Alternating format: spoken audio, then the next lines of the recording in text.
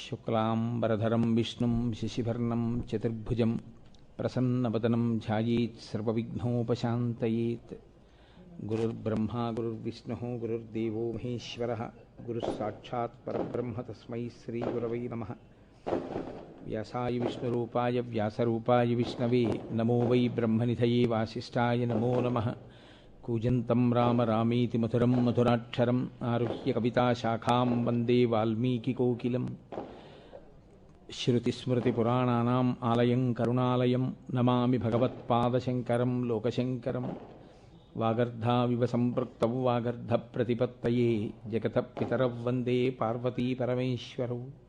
సూక్తిం సమగ్రయతున స్వయమేవ లక్ష్మీః శ్రీరంగరాజమహిషీ మధురైః కటాక్షైః. వైదగ్ధ్యవర్ణగుణగుంభనగౌరవైర్యాం కండూలకర్ణకుహరాः కవయోధయంతి. హైమోర్ధ్వపుండ్రమజహన్మకుటం సునాసం మందస్మితం మకరకుండలచారుగండం.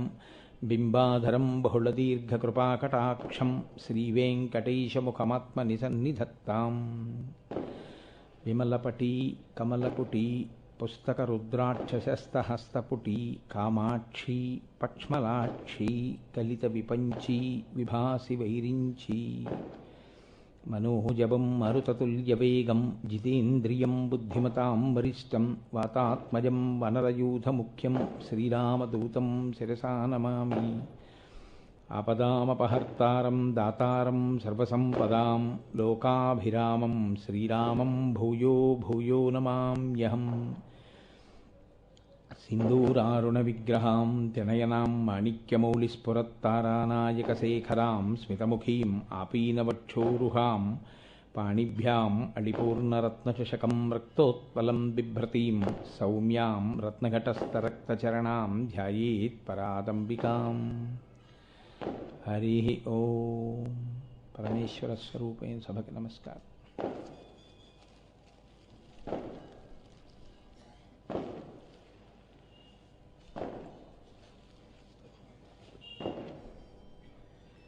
ఈనాడు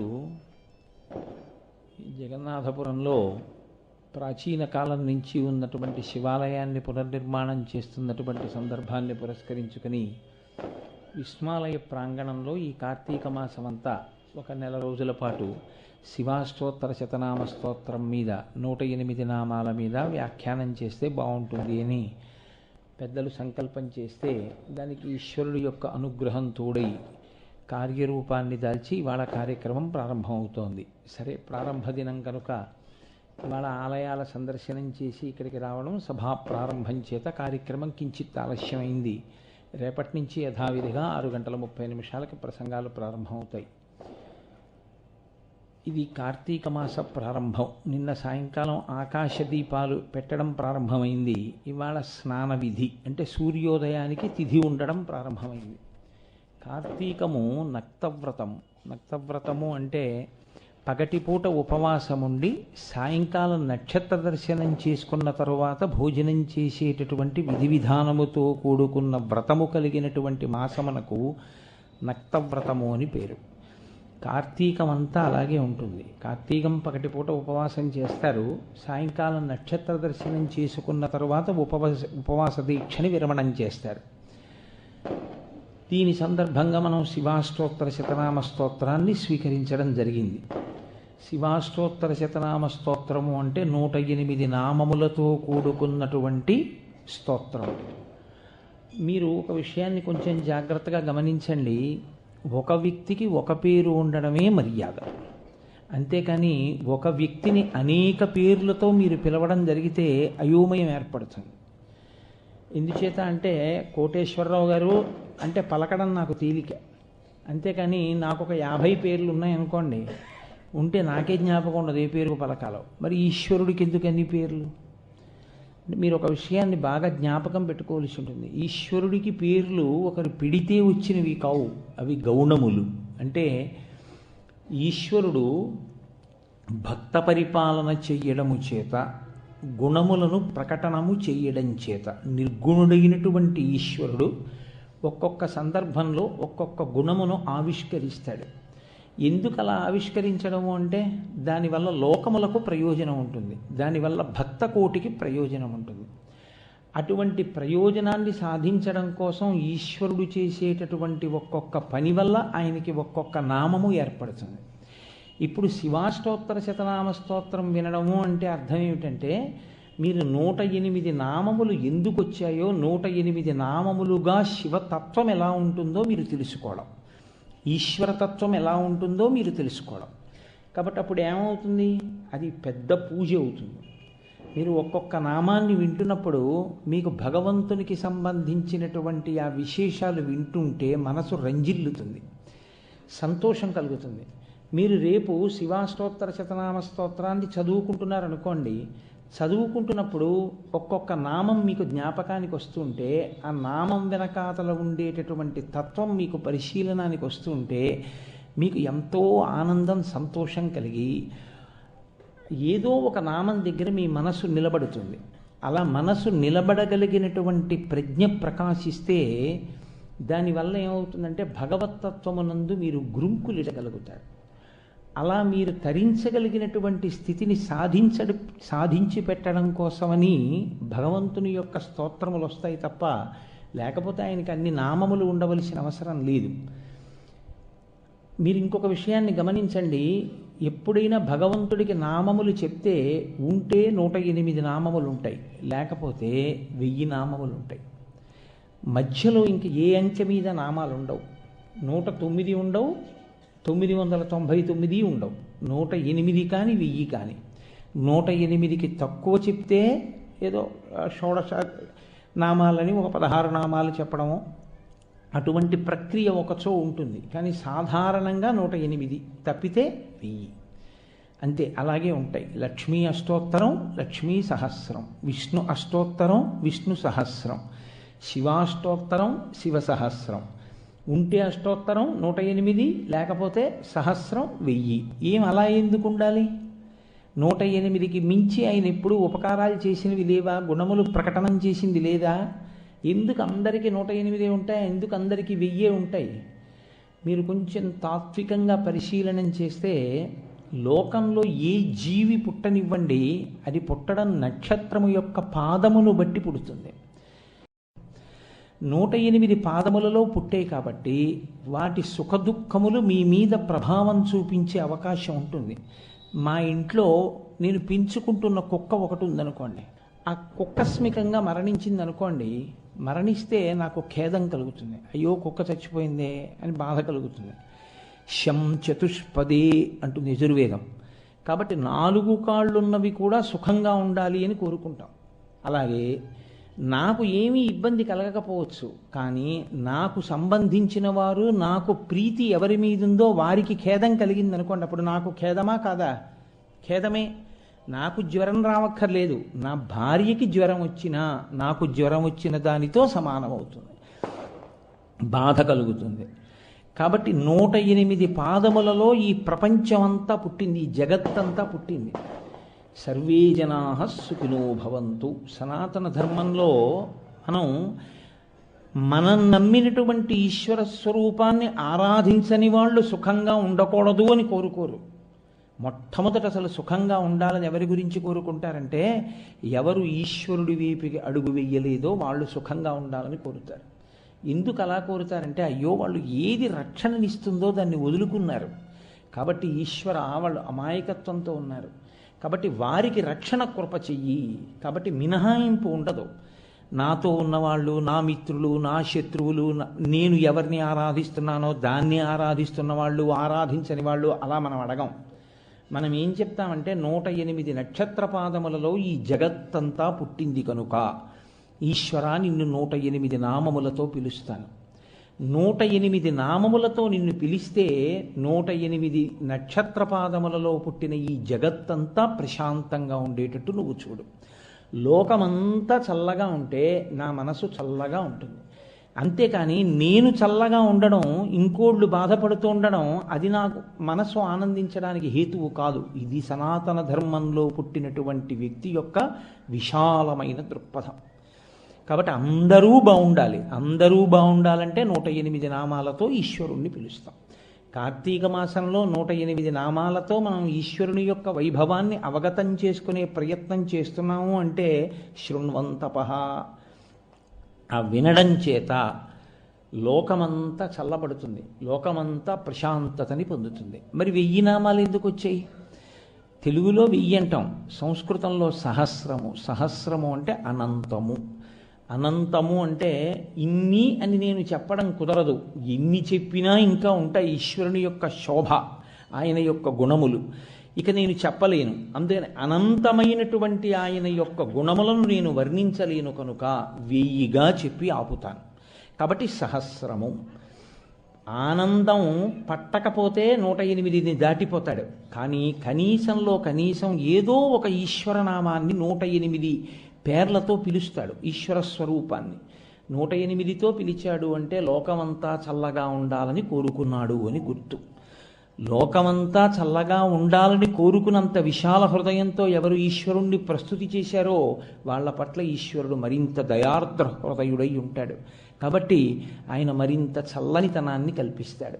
అందుకని మనకి ఈశ్వర భక్తికి సంబంధించినటువంటి స్తోత్రములలో 108 నామములు కలిగినటువంటి స్తోత్రములు అత్యద్భుతమైనటువంటి స్థితిని పొంది ఉంటాయి. మనకి స్తోత్రంగా ఇవ్వడానికి ఒక కారణం ఉంటుంది. అవి విడతీసి మీరు పూజ చేశారనుకోండి, నామానికి ముందు ఓంకారమును పెడతాం, నామానికి చివర నమః పెడతాం. పెట్టి పూజ చేస్తే ఓం నమః. ఇప్పుడు కేవలం 108 నామాల్ని ఓం నమః పెట్టి మీకు అందించారనుకోండి, ధారణ చేయడం కష్టం అవుతుంది. ధారణ చేయడానికి ఇబ్బంది లేకుండా ఉండడం కోసం ఒక స్తోత్రంగా ఒక ఛందస్సులో రచన చేస్తారు. ఛందస్సులో రచన చేసి వస్తే ఏమవుతుంది అంటే మీకు దాన్ని ధారణ చేయడం తేలికవుతుంది, అంటే పట్టుకోవడం తేలిక. ఓం శివాయ నమః, ఓం మహేశ్వరాయ నమః, ఓం శంభవే నమః, ఓం పినాకినే నమః జ్ఞాపకం పెట్టుకోండి అన్నాను అనుకోండి, కొంచెం కష్టం అవుతుంది. అదే శివో మహేశ్వర శంభో పినాకీ శశిశేఖర వామదేవో విరూపాక్ష కపర్దీ నీలలోహిత శంకర శూలపాణిశ్చ ఖట్వాంగీ విష్ణువల్లభ ఇలా చెప్పాననుకోండి, మీకు ధారణ తేలిక. 2, మీరు ఎప్పుడూ పూజలోనే కూర్చోరుగా, ఎప్పుడూ పూజ చేస్తూ కూర్చోరు. మీరు ఏదో పనిలో ఉంటారు. ఏదో పనిలో ఉన్న భగవంతుని యొక్క నామమును చెప్పడానికి మాత్రము మీకు శౌచము అశౌచము అన్నవి మిమ్మల్ని అడ్డగించవు. మీరు ఇది బాగా జ్ఞాపకం పెట్టుకోవాల్సిన విషయం. మీరు ఈశ్వరుణ్ణి పూజ చేస్తున్నారనుకోండి, మీకు శౌచ ప్రధానము. మీరు శౌచంతో ఉండాలో, స్నానం చేసి ఉండాలో, ఒక ఏదో కాస్త శుభ్రమైన బట్ట కట్టుకోవాలి, కట్టుకుని ఈశ్వరుణ్ణి పూజ చేయాలి. కాదు, మీరు భగవంతుని యొక్క నామమును చెప్తున్నారనుకోండి, ప్రీతితో సంతోషంతో ఆయన్ని పిలుస్తున్నారు. ఇప్పుడు శౌచం ఉండాలా అక్కర్లేదా? అక్కర్లేదు. శౌచం ఉండాలన్న నియమేమేం లేదు. ఆర్తి కలిగింది ద్రౌపదికి, కృష్ణుణ్ణి పిలిచింది. అప్పుడు ఆమె ఏకవస్త్ర రజస్వలా దోషంతో ఉంది. భగవంతుణ్ణి పిలిచింది, వచ్చాడా లేదా కృష్ణుడు? రక్షించాడా లేదా? గజేంద్రుడు మృత్యు సదృశమైనటువంటి భయంకరమైన స్థితిలో ఉన్నాడు. ఈశ్వరుణ్ణి ఎలుగెత్తి ప్రార్థించాడు. ఈశ్వరుడు వచ్చాడా లేదా? వచ్చాడు. అందుకే నోటికి కనీసం ఒక అష్టోత్తర శతనామ స్తోత్రం కూడా రాలేదు అంటే మనుష్య జన్మలో అతను ఏదో పోగొట్టుకున్నాడు అని గుర్తు. మీరు ఆర్తితో ఏవి ప్రార్థన చేస్తారు? మీకు ఆర్తి కలిగితే, మీకు సంతోషం కలిగితే, మీకు ఒకసారి భగవంతుణ్ణి స్మరిద్దామనిపిస్తే మంచిదే, రామరామ అనుకుంటానండి, నేను కాదనను. కానీ మీ మనసు ఆనంద పారవస్యంతో నిండిపోవాలి అంటే ఒక్క స్తోత్రం మీ నోటి మీద తిరిగిందనుకోండి, నాలుక మీద తిరిగిందనుకోండి, దానికి శౌచంతో సంబంధం ఏం లేదు. మీరు బస్సులో వెళ్ళిపోతూ, రైల్లో వెళ్ళిపోతూ, కూర్చుంటూ, నించుంటూ, ఎక్కడ కూర్చున్నా మీరు మనసులో ఆ స్తోత్రాన్ని తిప్పుతూ ఉండొచ్చు. చాలా స్తోత్రములు ఉంటాయి, మనుష్య ప్రోక్తములు, ఋషి ప్రోక్తములు, దేవతా ప్రోక్తములు, ఇలాగా. వీటిలో ఒక్కొక్క స్తోత్రమునకు ఒక్కొక్క రకమైనటువంటి శక్తి ఉంటుంది. కాబట్టి 108 నామములో 1000 నామములో ఉన్న స్తోత్రం మీ నాలుక మీద తిరుగుతూ ఉండాలి. అలా తిరగవలసినటువంటి స్తోత్రరాజములు కొంతమంది చేత ప్రోక్తములై ఉంటాయి. అన్నిటికీ ఒకే రకమైనటువంటి శక్తి ఉండదు. నామము నామమే, చాలా గొప్పదే. కానీ ఒక్కొక్క స్తోత్రము చాలా విశేషమైనటువంటి శక్తిని ఇవ్వగలిగినదై ఉంటుంది. అలా విశేషమైనటువంటి శక్తి కలిగినదై మీకు ఫలితమియ్యగలిగినటువంటి స్తోత్రమై అటువంటి పెద్దల చేత అది ప్రబోధం చేయబడినప్పుడు అటువంటి స్తోత్రం ధారణ చేయబడి ఉండాలి. మీరు చూడండి, శివాష్టోత్తర శతనామ స్తోత్రానికి ప్రత్యేకించి ఒక వైభవం ఉంది. ఎందుచేత అంటే దీన్ని అడిగినది ఎవరు? అసలు శివాష్టోత్తర శతనామ స్తోత్రం లోకంలో ప్రకాశించడానికి కారణం ఎవరు? పార్వతీదేవి. ఆవిడ ఎందుకు అడిగింది అసలు శివాష్టోత్తర శతనామ స్తోత్రం లోకంలోకి రావాలి అని? అంటే ఆవిడకు ఒక కోరిక కలిగింది. ఏమిటా కోరిక అంటే, నేను పరమశివుని యొక్క శరీరంలో అర్ధభాగాన్ని పొందాలి అనుకుంది. అలా ఇవ్వగలడా ఆయన? మీకేం అనుమానం అక్కర్లేదు. అసలు ఈశ్వరుడు నిర్గుణ స్వరూపుడు. ఆయనకేమి గుణము ఉండదు, రూపము ఉండదు. రూపము గుణము లేనివాడు తనలోకి ఎవరినైనా చేర్చుకోగలడు. తన రూపములను ఎన్ని రకములుగానైనా మార్చగలడు. అసలు మీ దగ్గర మట్టి అంటూ ఉందనుకోండి, మీరు ప్రమిద చేసుకోవచ్చు, మీరు పాలిక చేసుకోవచ్చు, లేకపోతే మూకుడు చేసుకోవచ్చు. ఈశ్వరుడు అనబడేటటువంటి పదార్థం ఒకటి ఉందనుకోండి, అది దానిలోకి ఇతరమును కలుపుకోగలదు. శుద్ధమైన బంగారం ఉందనుకోండి, బంగారము తనలోకి రాగిని కలుపుకుంటుంది, బంగారము తనలోకి ఇతర లోహాన్ని కలుపుకుంటుంది. కలుపుకోగలిగినటువంటి శక్తి బంగారానికి ఉంది. అలా పరమశివుడు కూడా విశేషమైన అనుగ్రహాన్ని కృప చేస్తే ఆయన యొక్క ఒక ఆకృతిలో, ఒక రూపంలో ఒకరికి తన శరీరంలో సగభాగం ఇచ్చి ఒక రూపాన్ని ప్రకాశింపచేయగలడు. నా రూపం ఇలా ఉంటుంది అని ఒక లీలామూర్తి అంటారు. అంటే ఆయన ఎవరిని అలా అనుగ్రహించాడో అలా అనుగ్రహింపబడిన వారితో కలిసినటువంటి రూపాన్ని చూపిస్తాడు. మీకు నేను తేలిక ఉదాహరణ ఒకటి చెప్పాలనుకున్నాను అనుకోండి. కోటేశ్వరరావు గారి ఎందు మీకు ప్రీతి, నాకు కూడా మీ ఎందు ప్రీతి కలిగింది. మీతో కలిసి ఒక ఫోటో తీయించుకుంటానండి అని అడిగారు. మీరు నాకు దగ్గరగా నిలబడ్డారు. నా శరీరంలో సగభాగం కనపడకుండా నా శరీరంలో సగభాగాన్ని మీరు కప్పివేస్తూ ఒక ఫోటో దిగారు. ఇప్పుడు అది కోటేశ్వరరావు గారి ఫోటోయా, కోటేశ్వరరావు గారి రూపమా, కోటేశ్వరరావు గారికి మీ ఎందున్నటువంటి ప్రీతికి తార్కాణమా? మీకు నా ఎందుకు ఒక పూజ్య భావన ఉందనుకోండి, మీరు ఏం చేస్తారు? ఆ ఫోటో చూపించి, ఇదిగోనండి కోటేశ్వరరావుతో చూసారా నేను ఎంత చనువుగా ఫోటో తీయించుకున్నానో, ఆయనతో ఎంత దగ్గరగా నాకు ఫోటో ఉందో చూసారా అంటారు. అంటే ఇప్పుడు ఆ దగ్గరితనానికి స్థానం ఏది అంటే ఆయన మనసులో పొందిన స్థానం. ఆయన మనసులో పొందిన స్థానానికి గుర్తు ఆయన శరీరానికి మీరంత దగ్గరగా నిలబడి ఫోటో తీయించుకోగలిగినటువంటి అవకాశమును ఒక చిత్రంగా మీరు చూడగలగడం. ఈశ్వరుడి దగ్గర కూడా అంత స్థానాన్ని పొందేశారు అనడానికి గుర్తు ఆయన ఒక లీలామూర్తిని ప్రకటనం చేస్తాడు. లీలామూర్తి అంటే అలా తాను ఎంతమందికి అవకాశం ఇచ్చాడో అంతమందితో కలిపి అటువంటి రూపాలు చూపిస్తాడు. ఇప్పుడు ఆవిడకి కూడా అలాంటి కోరిక పుట్టింది. నేను పరమేశ్వరుడిలో సగభాగాన్ని పొందాలి అంటే ఈ కోరిక మొట్టమొదట పార్వతీదేవికే పుట్టిందా, లేకపోతే అంతకుముందు అలా పుట్టి సాధించుకున్న వాళ్ళు ఎవరైనా ఉన్నారా? ఇప్పుడు ఆవిడికి ఆ కోరిక పుట్టి అది పరమేశ్వరుడి వలన సాధ్యము అని పరమేశ్వరుణ్ణే అడిగిందా? నేను మీ శరీరంలో సగభాగం పొందుదాం అనుకుంటున్నాను అందా? లేకపోతే అంతకుముందు అలా పొందిన వాళ్ళు ఎవరైనా ఉన్నారా అంటే పరమేశ్వరుడి యొక్క 13వ లీలామూర్తిలో, పరమశివుని యొక్క 13వ లీలామూర్తిలో హరిహర స్వరూపము అని ఒకటి ఉంది. హరిహర స్వరూపము అంటే హరి అంటే విష్ణువు, హర అంటే శివుడు. హరిహర స్వరూపము అంటే విష్ణువు శివుడు కలిసిపోయినటువంటి రూపం. పరమశివుని యొక్క ఎడమ భాగంలోకి విష్ణువు ప్రవేశిస్తే ఆ శివకేశవులు కలిసిపోయినటువంటి రూపానికి హరిహరమూర్తి అంటారు. కాబట్టి అమ్మవారి కన్నా ముందు పరమశివుడిలో సగ భాగాన్ని సంపాదించుకున్నవారు శ్రీ మహావిష్ణువు. ఆయన శరీరంలోనే సగ భాగాన్ని సంపాదించుకున్నవాడు ఆయన నామాల వ్యాఖ్యానానికి తన దేవాలయాన్ని వేదికగా ఇవ్వడానికి వెనకంజ వేస్తాడు అని మీరు ఎలా అనుకుంటున్నారు? కాబట్టి శివాష్టోత్తర శతనామ స్తోత్రం వ్యాఖ్యానం శివాలయంలో జరగడం పెద్ద గొప్పేం కాదు. శివాష్టోత్తర శతనామ స్తోత్రం వ్యాఖ్యానం విష్ణువాలయంలో జరగడమే కార్తీక మాసానికి సిద్ధి. అది కాకినాడ జగన్నాథపురంలో జరగాలి అని ఈశ్వరుడు సంకల్పం చేశాడు. అందుకని ఇక్కడ జరుగుతోంది. కనుక ఇప్పుడు పార్వతీదేవి ఎవరిని అడగాలి? శ్రీ మహావిష్ణువుని అడగాలి. కాబట్టి ఆవిడ శ్రీ మహావిష్ణువు వద్దకు వెళ్ళింది ఒక రోజున. ఆయన దగ్గరకు వెళ్ళడానికి ఆయన ఏం పరాయివాడు ఏం కాడు. ఆయన ఆవిడకి అన్నగారు నారాయణ నారాయణి. మీరు కంచి వెడితే కంచిలో ఏకాంబరేశ్వర లింగాన్ని దర్శనం చేయడానికి మీరు లోపలికి వెడుతున్నప్పుడు ఎదురుగుండా ఉన్నటువంటి స్తంభాలలో 2 మూర్తులు ఉంటాయి.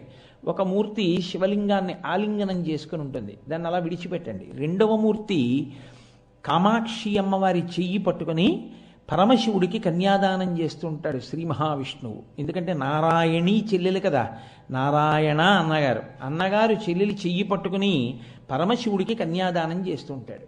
కాబట్టి వాళ్ళ మధ్య అటువంటి అనుబంధం ఉంది బాహ్యంలో, బంధుత్వంలో. అలాగే మీరు మధురై వెడితే మధురైలో మీనాక్షి అమ్మవారిని కన్యాదానం చేసిన వారు కూడా శ్రీమన్నారాయణుడి. శ్రీ మహావిష్ణువు అమ్మవారిని కన్యాదానం చేస్తున్నటువంటి చిత్రవులు మీకు మీనాక్షి దేవాలయంలో చాలా కనపడతాయి. అటువంటి విష్ణువు పరమశివుణ్ణి స్తుతించి పరమశివానుగ్రహాన్ని పరిపూర్ణంగా పొంది ఆయన శరీరంలో సగభాగాన్ని ఆయన పొందారు.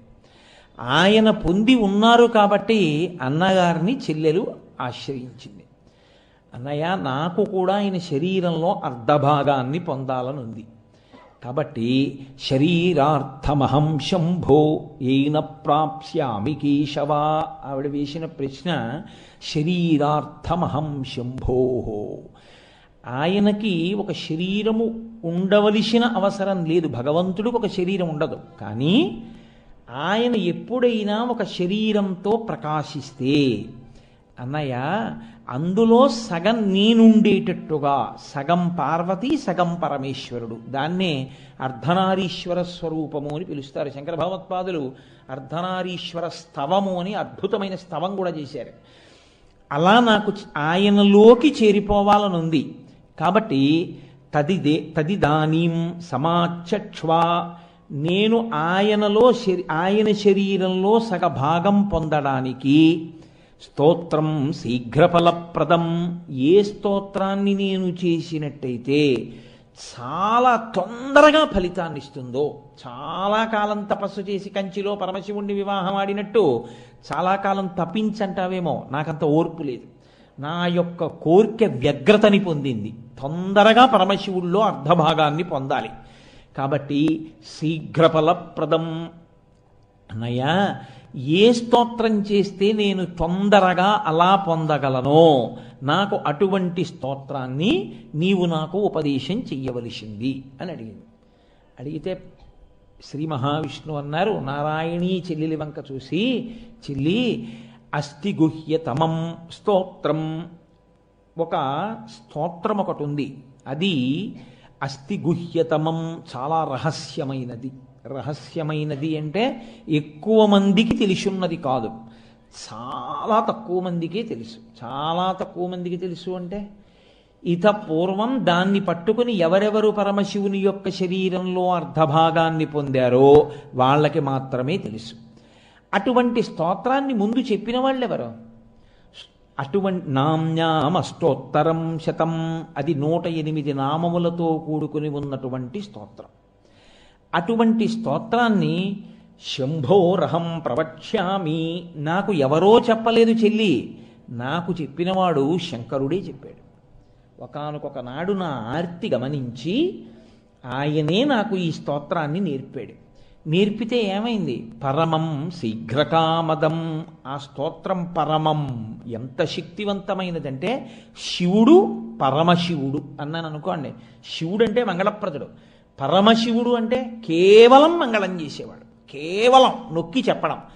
పరమం శీఘ్రకామదం, అది చాలా తొందరగా కోర్కెని తీర్చగలిగినటువంటి శక్తిని విస్ఫోటనం చేయగలిగినటువంటి స్తోత్రము.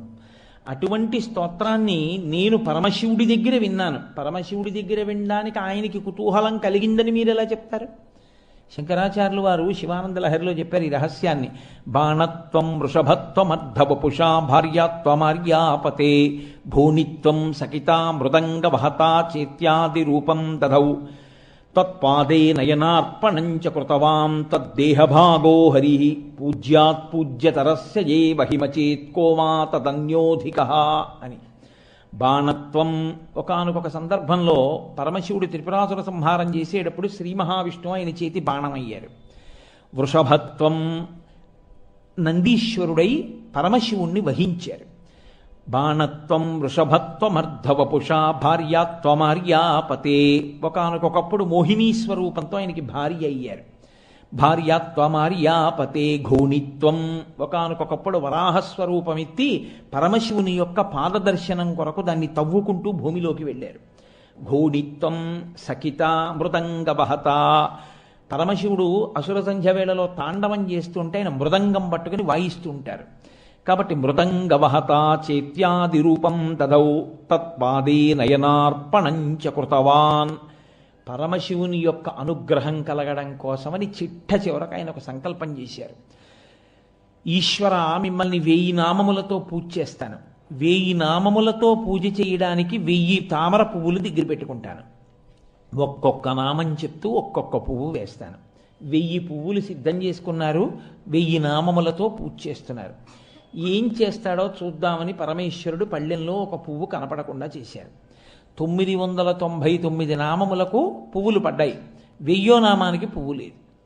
ఆయన చూశారు, ఓహో ఇది శివమాయ, పువ్వు లేకుండా చేశారు. కాబట్టి ఇప్పుడు నేనేం చేయాలి? రామ కమలపత్రాక్ష సర్వసత్వ మనోహర రూపదాక్షిణ్య సంపన్న ప్రసూత జనకాత్మజే. కమలపత్రాక్ష, ఆయన తామర పువ్వులు ఎలా ఉంటాయో అటువంటి కన్నులున్నవాడు శ్రీ మహావిష్ణువు. కాబట్టి ఆయన ఏం చేశారంటే ఒక కన్ను తీసి పరమశివుడి యొక్క పాదముల యందు సమర్పించారు. ఈ దేవాలయం ఇప్పటికీ తమిళనాడులో ఉంది. ద్రవిడ దేశంలో ఇప్పటికీ కూడా నేత్రార్పణేశ్వర శివలింగము అని పిలుస్తారు దాన్ని. అది తిరువళ్ళిఊరని ఆ ఊళ్ళో శ్రీ మహావిష్ణువు తన కన్ను పెకలించి తామర పువ్వుగా సమర్పణం చేసినటువంటి పవిత్రమైన క్షేత్రం. ఇలా చేసిన కారణం చేత పరమశివుడు అత్యంత ప్రీతిని పొంది శ్రీ మహావిష్ణువుకి తన శరీరంలో అర్ధభాగం ఇచ్చారు. అర్ధభాగం ఇస్తే హరిహర రూపము అని ఒక రూపం వచ్చింది. అందులో మీరు ఎడం పక్క చూస్తే విష్ణువు, కుడి పక్క చూస్తే శివుడు. ఇప్పుడు ఆయన ఈయన కలిసిపోయారు. ఇది చూసే ధూర్జటి తిప్పి పొడిచాడు, మహా గొప్పవాడి విలవాయ్.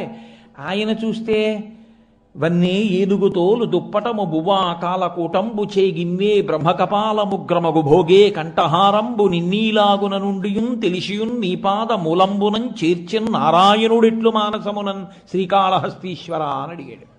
నువ్వు చూస్తే అంత అందంగా ఉంటావా? పట్టు పీతాంబరం కట్టుకుంటావా? కౌస్తుభరత్నం పెట్టుకుంటావా? ఓహో మెడలో వనమాలలు వేసుకుంటావా? ఇన్ని వేసుకుని ఇంత అందగాడివి నిన్ను చూస్తే చాలు మళ్ళీ చూడాలనేటటువంటి స్వరూపమా? అటువంటి వాడివి ఏముందని ఆ పరమశివుణ్ణి మోహించావయా? వన్నే ఏనుగుతోలు దుప్పటము బువా కాలకూటంబు. ఆయన చూస్తే ఏనుగుతోలు కట్టుకుంటాడు, హాలాహలం తింటుంటాడు, చేతిలో పుర్రె పట్టుకుంటాడు. అలాంటి వాడిని చూసి మోహించి ఆయన గురించి తపస్సు చేసి ఆయన శరీరంలో సగభాగం ఎలా పొందావయ్యా శ్రీమన్నారాయణ అని అడిగారు. అంటే దాని ఉద్దేశ్యం నిజంగా శివుడు అమంగళకరంగా ఉంటాడని కాదు, ఆయన తత్వం అంత గొప్పది అని మీరు ఎలాగో వింటారు 108 నామాల్లో. కాబట్టి పరమశివుణ్ణి మార్చి మార్చి స్తోత్రం చేసి పరమశివుణ్ణి మార్చి మార్చి సేవించి విష్ణువు శివుని యొక్క శరీరంలో సగభాగాన్ని పొందారు. ఈ హరిహర స్వరూపమును ఎందరో పెద్దలు దర్శనం చేశారు, ఎందరో అనుభవించారు. చిట్ట చివర కురుక్షేత్ర యుద్ధం అంతా అయిపోయిన తర్వాత అర్జునుడికి కూడా ఈ రూపమే కనపడింది.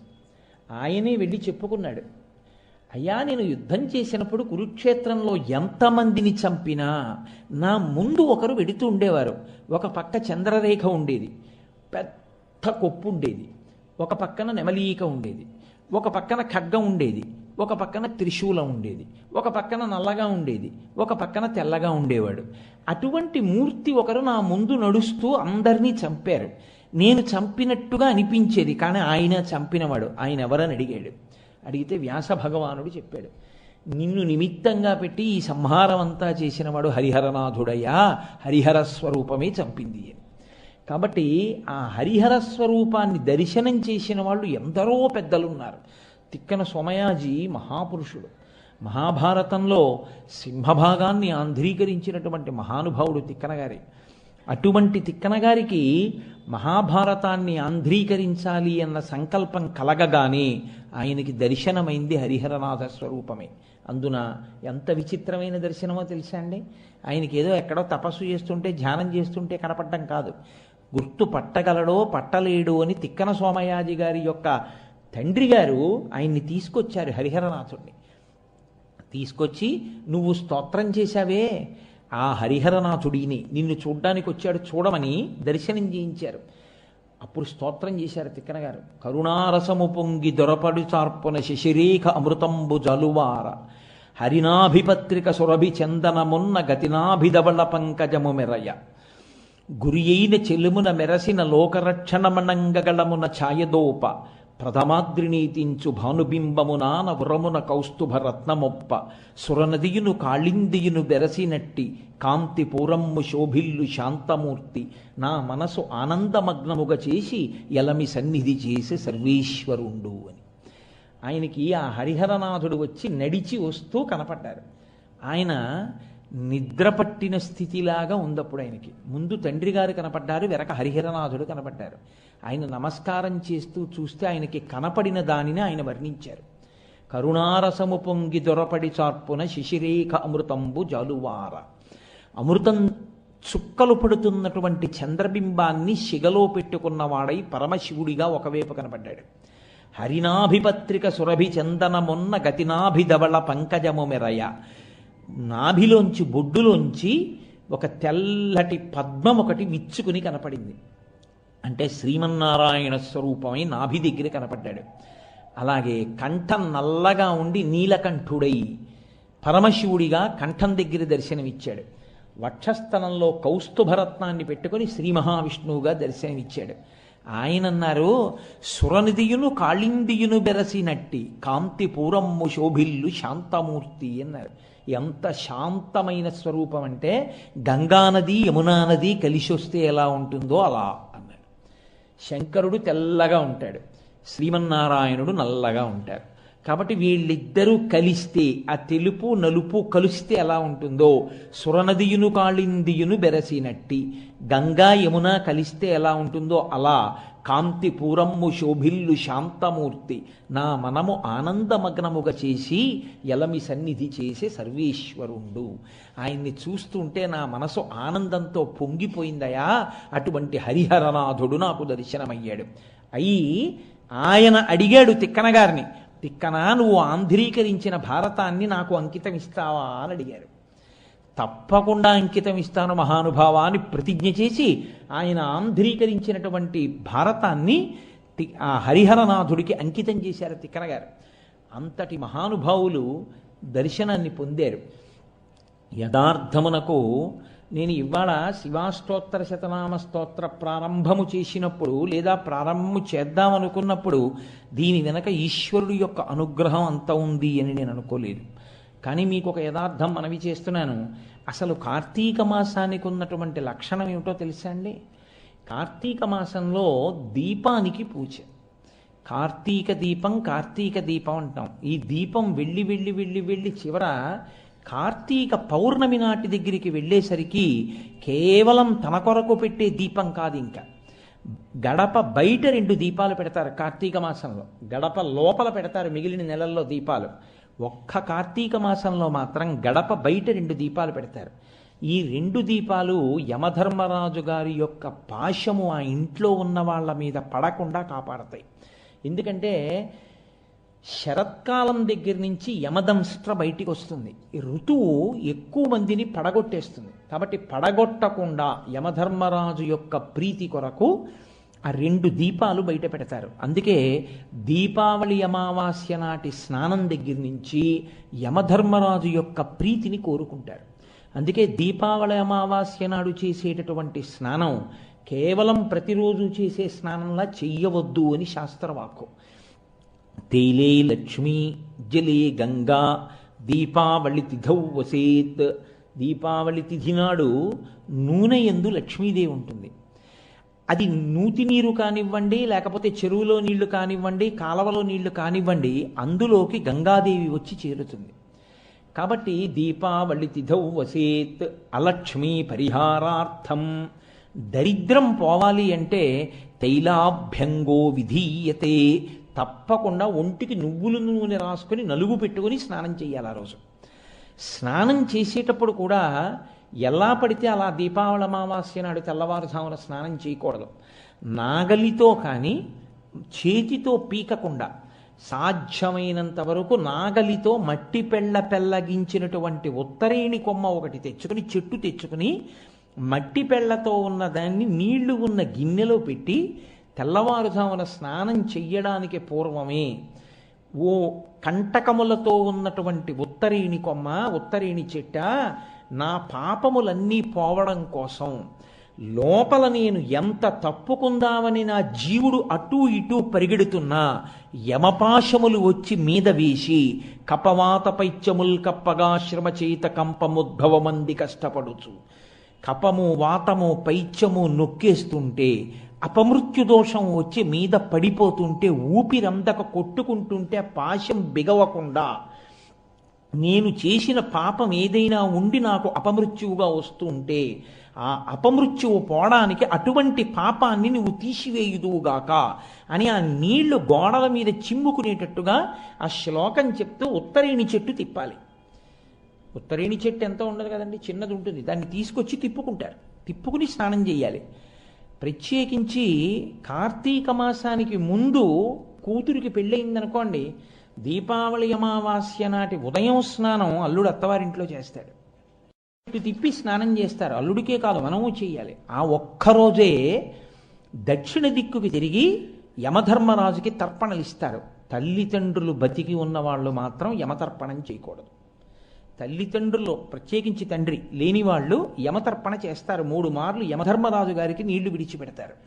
విడిచిపెట్టి 11 నామములతో యమధర్మరాజు గారికి నమస్కారం చేస్తారు. ఆ రోజున ఎవరు దీపావళి అమావాస్య నాటి సూర్యోదయాత్ పూర్వము యమధర్మరాజుకు అలా నమస్కారం చేశారో వాళ్ళ మీద యమపాశము పడకుండా ఆయన అనుగ్రహిస్తాడు. మీకు అందుకే దీపావళి అమావాస్య దగ్గర నుంచి కార్తీక మాస తదియ వరకు యమ సంబంధమైనటువంటి తిథులు నడుస్తాయి. యమధర్మరాజు గారి యొక్క అనుగ్రహం నడుస్తుంది కార్తీక మాసంలో. అసలు మీకు అంత పెద్ద ప్రయోజనాన్ని కార్తీక మాసం ప్రారంభం చేస్తుంది. ఎక్కడొస్తుందో తెలుసా అండి ఈ వైభవం అంతా? కార్తీక మాస శుక్లపక్ష పాడ్యమి నాడు స్నానం చేస్తాం. ఏ స్నానం? కాకి స్నానం కాదు, సమంత్రక స్నానం. గంగే చయుమనే చైవ గోదావరి సరస్వతి అని మంత్రం చెప్పి స్నానం చేస్తాం. వెంటనే విధియ వచ్చిందనుకోండి, ఆ రోజున భాతృవిధియ. యమధర్మరాజు గారికి ఖాళీ ఎక్కడ ఉంటుందండి? ఎంతమందిని పడగొడుతూ ఉండాలి ఆయన? కాబట్టి ఆయన చెల్లెలింటికి వెళ్ళేవాడు కాడు. చెల్లెలంటే ప్రేమే. సూర్యుడి యొక్క కొడుకు యముడు, సూర్యుడి యొక్క కూతురు యమున. యమునకి వెనక్కి రావడం తెలియదు, యముడికి ముందుకెడుతున్న కాలంలో పడిపోవలసిన వాడిని పడగొట్టకుండా ఉండడం తెలియదు. ఇద్దరికీ అంత గొప్ప లక్షణం. యమున యముణ్ణి పిలుస్తుండేది, అన్నయ్య మా ఇంటికి భోజనానికి రానయ్యా, మా ఇంటికి భోజనానికి రానయ్యా అని. ఆయన ఎప్పుడూ వెళ్ళేవాడు కాదు, ఖాళీ లేక. ఎలా ఖాళీ కుదిరిందో కార్తీక మాస శుక్లపక్ష విధియ నాడు ఆయన చెల్లెలింటికి భోజనానికి వెళ్ళాడు. సపరివారంగా వెళ్ళాడు. పెద్దలు వెడితే ఒక్కళ్ళు వెళ్ళరుగా, సపరివారం వెడితే ఆవిడ భోజనం పెట్టింది. అందరూ భోజనం చేశారు. అన్నగారు చాలా తృప్తిపడ్డాడు. తృప్తిపడి ఆయన అన్నాడు, చెల్లెలా నాకు ఇంత కమ్మటి భోజనం పెట్టావు, నీ చేతి అన్నం తిని ప్రీతి చెందాను, నీకేం కావాలని అడిగాడు. మహాత్ముల యొక్క దృష్టికోణం వేరుగా ఉంటుంది.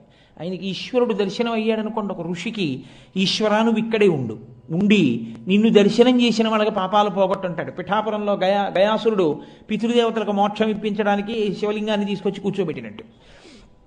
కాబట్టి ఆవిడంది, ఈ రోజున కార్తీక శుక్లపక్ష విధియ నాటి సాయంకాలం కదా భోజనానికి పెడతారు. నక్తవ్రతం కదా. నక్తవ్రతం అంటే రాత్రి భోజనం చేయాలి, నక్షత్ర దర్శనం చేసి. మధ్యాహ్నం భోజనం చేస్తే మనం ఏం చేయలేము అనుకోండి, అది వేరు విషయం.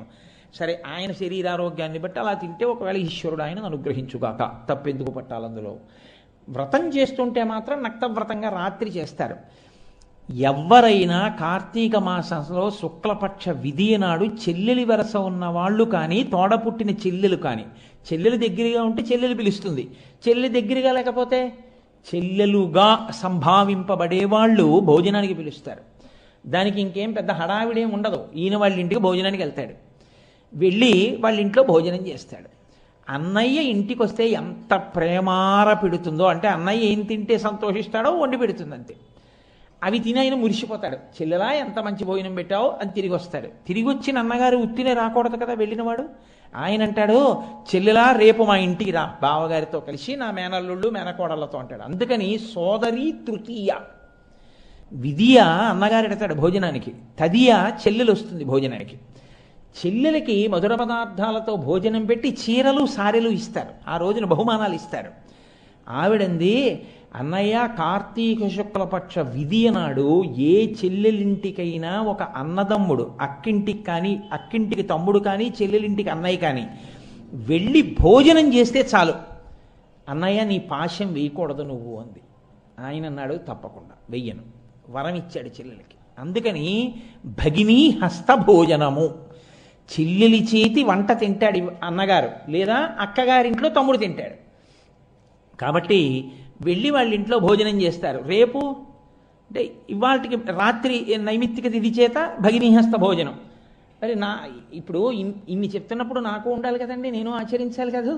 నేను అలా నిమంత్రణము చేయబడ్డాను, నేను మా అక్కగారి చేత ఆహ్వానింపబడ్డాను. ఉన్నారుగా మాకు అక్కగారు ఊళ్ళో పెద్దాడ సూర్యకుమారి గారు, వారు నన్ను ఆహ్వానించారు. వారి ఇంటికి వెళ్ళి భోజనం చేస్తాను మా అక్కగారు బావగారితో. అలాగే మా చెల్లెల్ని మా ఇంటికి పిలిచి చీరలు సారెలు ఇచ్చి పంపిస్తాను. అది సోదరి తృతీయ. ఈ తిథులు దీపావళి అమావాస్య నుంచి కార్తీక మాసంలో వచ్చేటటువంటి తదియ పర్యంతం ఆయుర్దాయాన్ని పెంచుకోవడానికి చాలా తేలికగా అందరూ సంతోషంగా ఆచరించేటటువంటి వ్రత రూపంలో కార్తీక మాసంలో చేర్చబడ్డాయి. అందుకే కార్తీక మాసం అంత గొప్ప నెల. ఇటువంటి నెలలో అసలు పూజ దేనికో తెలుసా అండి? దీపానికే. అందుకే కార్తీక మాసం అంతా గడప బయట 2 దీపాలు. కార్తీక మాసం అంతా ఆవునీతి దీపం, నువ్వుల నూనె దీపం. ఎందుకు పెడతారో తెలుసా అండి? హృదయస్థానమునందు యముడు చేరుతాడు. ఆయన రక్త ప్రసరణని ఆపుతాట. ఆపితే గుండెపోటు వస్తుంది, జీవి పడిపోతాడు. అలా పడిపోకుండా ఉండాలి అంటే నువ్వుల నూనె దీపం మించి వచ్చేటటువంటి పొగ వాసనకి ఆయన తొలగుతాడు పక్కకి. అది మీకు నేను ఎక్కడో ఒకరోజు ఉపన్యాసంలో చూపిస్తాను. దాన్ని సైంటిఫిక్గా కూడా ప్రూవ్ చేశారు, ఎందుకు మన వాళ్ళు పెట్టిస్తారో నువ్వుల నూనె దీపాన్ని. కాబట్టి ఆ పొగ అంత గొప్ప ప్రయోజనాన్ని చేకూరుస్తుంది. కాబట్టి బయట 2 దీపాలు, గడప బయట దీపాలు పెట్టరు, ఎప్పుడు ఇంట్లోపలే పెట్టుకుంటారు. కానీ కార్తీక మాసంలో బయట పెడతారు 2 దీపాలు. ఆ 2 దీపాలు ఈ ఇంటిలో ఉన్న వారి మీద నీ పాశము వేయవద్దు, ప్రార్థన యజమానురాలిది. కాబట్టి ఇంటి బయట. లోపల లక్ష్మీ కటాక్ష సిద్ధి కొరకు ప్రార్థనా మందిరంలో సింహాసనం దగ్గర ఒక దీపం వెలుగుతుంది. మనం ఏం చేస్తుంటామంటే దీపావళి అంటే బోల్డ్ దీపాలు ఇంట్లో పెడతాం. అసలు శాస్త్రం ఏముందో తెలుసా అండి? మీ ఇల్లు చిన్నదైతే మీరు అన్ని దీపాలు ఇంట్లో పెట్టవద్దు ఉంది. అది సౌధమై భవంతి అయితే పెట్టాలి. లేకపోతే దీపాలు ఎక్కడ పెట్టాలి? దీపాలు దేవాలయంలో కానీ మఠంలో కానీ పెట్టాలి. ఈ 2 చోట్లే పెట్టాలి. నేను అందుకే మొన్న మా ఇల్లు చిన్నది కనుక నా దీపాలన్నీ పట్టుకెళ్ళి నేను శివాలయంలో పెట్టుకున్నాను. కాబట్టి అలా పెట్టమని చెప్పింది. నేను సందర్భం వచ్చింది కాబట్టి, మీరు దాన్ని ఉపాసన చేయడానికి ఉపయుక్తమవుతుంది కాబట్టి చెప్తున్నాను. ఈ దీపమును ఆరాధన చేయడమే కార్తీక మాసంలో అత్యంత ప్రధానం. అందుకే మాఘదీపం, పుష్యదీపం, పాల్గొన దీపం పేరు లేదు, కార్తీక దీపం అంటారు. కార్తీక దీపం అన్న మాట ఎందుకు వచ్చిందో తెలుసా అండి? ఇంటి యజమానికి రక్షణ చేస్తారు. ప్రమాదకరమైన కాలము నడుస్తూ ఉంటుంది బయట. అంత ప్రమాదకరమైన కాలములో యజమాని రక్షించుకోవడానికి యజమానురాలు 2టిని ఆశ్రయిస్తుంది. 1 దీపము, 2 ఉసిరికాయ. అందుకే మీరు చూడండి కార్తీక మాసం అంతా ఉసిరి సంబంధమే. ఒకవేళ వాడి ఇంట్లో తిండేమోనని ప్రత్యేకంగా వనభోజనమని ఉసిరి చెట్టు దగ్గరికి తీసుకెడతారు. మళ్ళీ ద్వాదశి తిథి వచ్చినప్పుడు ఉసిరికాయలతో ఉన్న కొమ్మ తెచ్చి ఇంట్లో పెట్టి పూజ చేస్తారు. ఆ ఉసిరి గాలి తగలడం కోసం, ఉసిరి కాయ తినడం కోసం అంత జాగ్రత్తగా ఎందుకు బిగింపు తీసుకొచ్చారో తెలుసా అండి ఋషులు? ఏదైనా కేవలం ఔషధంగా స్వీకరించారు మన ధర్మంలో. ఏదైనా ఈశ్వరానుగ్రహమును ముడివేసి, ఆమ్ల ఉసిరికాయని ఈశ్వర ప్రసాదంగా. అందుకే కార్తీక మాసం వచ్చేటప్పటికి గుత్తులు గుత్తులుగా కాస్తాయి. ఏ ప్రకృతి ప్రమాదకరంగా ఉంటుందో ఆ ప్రకృతి ఆ ప్రమాదాన్ని పోగొట్టుకునే వస్తువుని కూడా మీకు ఇస్తుంది. మీరు దాన్ని ఈశ్వర ప్రసాదంగా స్వీకరించారనుకోండి, అది మరింత అభ్యున్నతి హేతువై కూర్చుంటుంది. కాబట్టి కార్తీక మాసం అంతా తప్పకుండా ఉసిరికాయ పచ్చడి తింటుంటారు ఆదివారములు వినా. అలాగే కార్తీక మాసం అంతా దీపానికి ప్రాధాన్యం. ఈ దీపము పెట్టేటప్పుడు మీరు ఒక విషయాన్ని చాలా జాగ్రత్తగా జ్ఞాపకం పెట్టుకోవాలి. నువ్వు శివాష్టోత్తరం కదయా మొదలుపెట్టావని మీరు అనుకోకండి. నేనేం శివాష్టోత్తరం వదిలిపెట్టాను అనుకోకండి. నేను శివాష్టోత్తరమే చెప్తున్నాను. ఎలా చెప్తున్నానో నేను ముడేసినప్పుడు మీకు అర్థమవుతుంది. దీపం కార్తీక మాసంలో పెడితే కేవలం అది దీపము అని నమస్కారం చెయ్యకూడదు, ఒక మాట చెప్పి నమస్కారం చేయాలి. దామోదరమావాహయామి అనాలి. అంటే దామోదరా నీవు ఈ దీపమునందు ప్రవేశించు, లేదా ఉమాసహిత త్రయంబకం ఆవాహయామి అనాలి. ఉమాసహితుడైనటువంటి త్రయంబకుణ్ణైనా దీపం మీదకు ఆవాహన చెయ్యాలి, దామోదరుణ్ణైనా ఆవాహన చెయ్యాలి. ఏమండి, విష్ణువుకి సహస్రనామాలు ఉన్నాయి కదా, దామోదర అన్న పేరుతోనే ఎందుకు ఆవాహన చేయాలి? శివుడికి సహస్రం ఉందిగా, ఆ పేర్లన్నీ విడిచిపెట్టి ఉమాసహిత త్రయంబకమావాహయామి అన్న మాట అని అక్షతలు ఎందుకు వేయాలి దీపం మీద? అంటే దానికి ఒక పెద్ద రహస్యం ఉంది. శివుడు కేశవుడు రెండు కారు. మీరు ఇది చాలా జాగ్రత్తగా గుర్తుపెట్టుకోవలసిన రహస్యం. శివ కేశవ అని రెండుగా కనపడేటటువంటి పదార్థములు ఒక్కటే. శివస్య హృదయం విష్ణోశ్చ హృదయం శివ. శివుని యొక్క హృదయము విష్ణువు అయి ఉంటారు, విష్ణువు యొక్క హృదయము శివుడై ఉంటాడు. ఆయన అనుగ్రహం కలిగే వరకు రెండుగా కనపడుతుంటారు. ఆయన అనుగ్రహం కలిగితే రెండుగా ఉన్నవి ఒకటిగా మీకు దర్శనం. ఆ అనుగ్రహం కలిగే వరకే. అది అయిందా మీకు అసలు శివకేశవుల మధ్య భేదము గోచరించదు. మీరు ఎంత సంతోషపడిపోతారో ఆ రెండూ కలిసిపోయిన స్వరూపాన్ని మీరు లోపల స్తోత్రం చేయడానికి, లోపల భావన చేయడానికి. మనకి కాంచీపురానికి కేవలం 20 మైళ్ళ దూరం. వెల్లూరు రోడ్లో వెడుతుంటే మీరు కంచి ఇంకా దగ్గరికి వచ్చేస్తోందనగా 20 మైళ్ళ దూరంలో ఎడం చేతి పక్కకు ఒక రోడ్డు ఉంటుంది. ఆ రోడ్లో వెడితే ఒక క్షేత్రం ఉంది. అది తిరుప్పార్కడలి అంటారు. అంటే మనం పాలకడలి అంటాం, తిరుప్పార్కడలి అంటారు. అక్కడ తిరుప్పార్కడలి అన్న క్షేత్రానికి ఉన్నటువంటి వైభవం ఏమిటో తెలుసా అండి? అక్కడ విష్ణువాలయం లేదు, అన్నీ శివాలయాలే. ఒకప్పుడు విష్ణువాలయం లేదు అక్కడ. ఒకానొకప్పుడు పరమ వైష్ణవుడు అనగా విష్ణువు యందు విశేష ప్రీతి కలిగిన వాడు ఇతర రూపములను అంగీకరించలేనటువంటి ఒక భక్తుడు ఆ ఊళ్ళోకి ప్రవేశించాడు. ఆయనకు ఒక నియమం ఉండేది, విష్ణు స్వరూపాన్ని దర్శనం చేస్తే కానీ ఆయన భోజనం చేయడు. కాబట్టి ఆయన ప్రతి దేవాలయం దగ్గరికి వెళ్ళడం, లోపల పెరుమాళ్ళు ఉన్నాడా అని అడుగుతుండడం. లోపల పెరుమాళ్ళు కారు, పరమేశ్వరుడు ఉన్నారు. ఆయన వెళ్ళేవారు కాదు, వెళ్ళిపోతుండేవారు. భోజనం చేసే వేళ దాటిపోయింది, నీరసం వచ్చేసింది, విష్ణుమూర్తి యొక్క దేవాలయం కనపట్టలేదు. ఆయన ఆఖరికి తను తిరిగిన దేవాలయాల్లోనే ఒక దేవాలయం ముందుకు వచ్చి పడిపోయారు, ఇంకా కదలలేకపోయారు. అంతలో ఒక వృద్ధుడైనటువంటి బ్రాహ్మణుడు ఆయన దగ్గరికి వచ్చి, ఏమండి అలా ఉన్నారు, అంత నీరసంగా ఉన్నారు, ఏమైందన్నారు. ఏమి దిక్కుమాలిన ఊరయా, పెరుమాళ్ళకి గుడే లేదు ఇక్కడ, విష్ణువుకి గుడి లేదు. ఏం విష్ణువుకి గుడి లేకపోతే ఏం శివాలయాలు ఉన్నాయిగా అన్నాడు ఆయన. కాదు, నాకు విష్ణు స్వరూపంగానే కావాలి, శివస్వరూపంగా నేను చూడను, నాకు విష్ణు స్వరూపం కావాలి. ఓహో, అదే మీ ఇబ్బంది. మరి మీరు పడిపోయిన గుడి విష్ణుమూర్తి గుడేగా, లోపలికి వెళ్ళకపోయారా అన్నాడు. అబద్ధాలు అరకు, అది విష్ణువు గుడి కాదు, అది శివాలయం, అందులో శివలింగం ఉంది, నేను రానన్నాడు ఆయన. ఆయన అన్నాడు, ఇలా వాదిస్తే ఏం వస్తుంది, నాతో వస్తే చూపిస్తా, లోపల శివలింగం ఉందో పెరుమాళ్ళు ఉన్నాడు, రండి చూపిస్తానన్నాడు. ఆయన అన్నాడు, అబద్ధం, నేను లోపలికి రానన్నాడు. సరే, ఇంతలో ఇద్దరి మధ్య వాదన పెరిగింది. ఆయన అన్నాడు, అబద్ధం అని బయట కూర్చుంటే ఎలా తెలుస్తుంది, మీకేం కనపడిందో ఏం చూశారో, నాతో రండి నేను చూపిస్తాను, పెరుమాళ్ళు ఉన్నాడో లేదో లోపల. సరే పదండి అన్నారు. ఇద్దరు కలిసి లోపలికి వెళ్ళారు. ఆయన శివలింగాన్ని చూపించి ఎవరున్నారో చూడండి అన్నారు.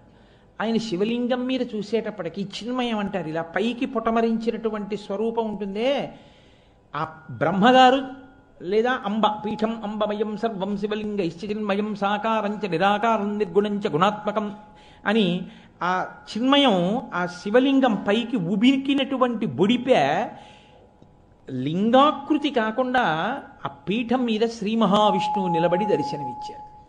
అప్పటి నుంచి ఇప్పటి వరకు ఆ దేవాలయం అలాగే ఉంది. హరిహరనాథుడిగా తిక్కన గారికి దర్శనం ఇవ్వలా? ఆయనే శివలింగంలో శ్రీ మహావిష్ణువు ఉన్నటువంటి క్షేత్రం. మీరు ఎప్పుడైనా కాంచీపురం వెడితే, కోటేశ్వరారు అబద్ధాలు చెప్పారనుకోకండి, మీరు కాంచీపురం వెడుతున్నప్పుడు చిత్తూరు నుంచి కాంచీపురం వెళ్ళేటప్పుడు వెల్లూరు రోడ్డు అంటారు, ఆ వెల్లూరు రోడ్లో వెడుతున్నప్పుడు ఎడం చేతి పక్కకి వెడితే 20 మైళ్ళ దూరంలో ఉంది, తిరుపార్కడల్ అంటారు. ఆ క్షేత్రానికి వెళ్ళి చూడండి, అత్యద్భుతమైనటువంటి స్వరూపం.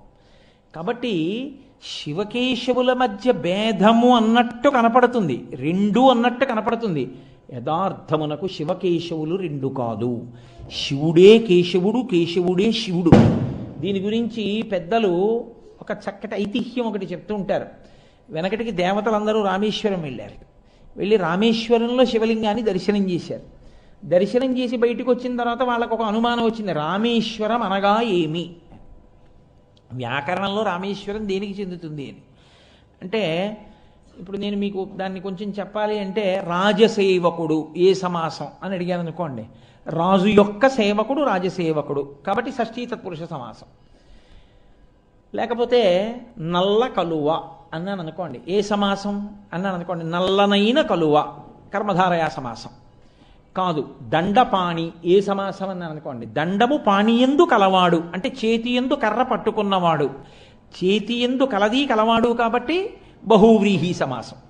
కాబట్టి షష్ఠీ తత్పురుషం అన్న అవ్వాలి, కర్మధారయం అన్న అవ్వాలి, బహువ్రీహి అన్న అవి ఉండాలి వ్యాకరణంలో. రామేశ్వరం ఏది అని అనుమానం వచ్చింది వాళ్ళకి. ఒక ఆయన అన్నాడు, రామేశ్వరం అంటే రాముని యొక్క ఈశ్వరుడు. రాముడు ఎవరిని అర్చన చేస్తాడో ఆ శివుడు రాముని యొక్క ఈశ్వరుడు, రామేశ్వరుడు అన్నాడు. కొంతమంది అన్నారు ఒకటిది, రామునికి ఈశ్వరుడు ఏమిటి, రాముడే జగత్ప్రభువు, రామునికి మళ్ళీ ఈశ్వరుడు ఎవరు ఉండరు, కాబట్టి రాముడికి శివుడు ఈశ్వరుడు మేము అంగీకరించమన్నారు. కొంతమంది అన్నారు, మీరు అంగీకరించకపోతే ఏమిటి, రాముని యొక్క ఈశ్వరుడే ఆయన అన్నారు. ఈ గొడవంతా ఎందుకు, కైలాసానికి వెళ్ళి శివుడిని అడుగుదాం పదండి అన్నారు. అందరూ కలిసి కైలాసానికి వెళ్ళారు. అయ్యా రామేశ్వరం ఏ సమాసం అని అడిగారు. ఆయన అన్నాడు, రాముని ఈశ్వరుడిగా కలవాడు బహువ్రీహి సమాసం. నాకు రాముడు ఈశ్వరుడు, నేను అక్కడ శివలింగంగా ఉంటాను, కానీ నాకు రాముడు ఈశ్వరుడు అన్నాడు. అంటే అయ్యయ్యో అని బయటకు వచ్చేసారు. బయటకు వచ్చేసి శివుని యందు అనురక్తి కలిగిన వాళ్ళు అన్నారు, శివుడు జ్ఞాని కాబట్టి ఆయన ఇప్పుడు తన గొప్ప చెప్పడం, కాబట్టి ఆయన అలా అన్నాడన్నీ ఉట్టిది. నిజానికి రాముడు ఈశ్వరుడిగా కలవాడు కాడు, రాముని యొక్క ఈశ్వరుడు. షష్ఠీ తత్పురుషమే కరెక్ట్, బహువ్రీహి కాదు, ఆయన అలా అన్నాడంతే అన్నారు. సరే ఈ గొడవ ఎందుకు, వైకుంఠానికి వెళ్ళి విష్ణువుని అడుగుదాం, రాముడు విష్ణువు కదా ఆయన అడుగుదాం అని వైకుంఠానికి వెళ్ళారు. అయ్యా అది షష్ఠీ తత్పురుషమా బహువ్రీహియా అంటే శ్రీ మహావిష్ణువు అన్నారు, ఆయన అలాగే అంటారు, శివుడు పెద్ద ఆయన గౌరవం, కానీ అసలు నిజం నేను చెప్తున్నాను, రాముని యొక్క ఈశ్వరుడు నాకు ఈశ్వరుడు ఆయనే, కాబట్టి ఆయనే నాకు ఈశ్వరుడు అన్నారు.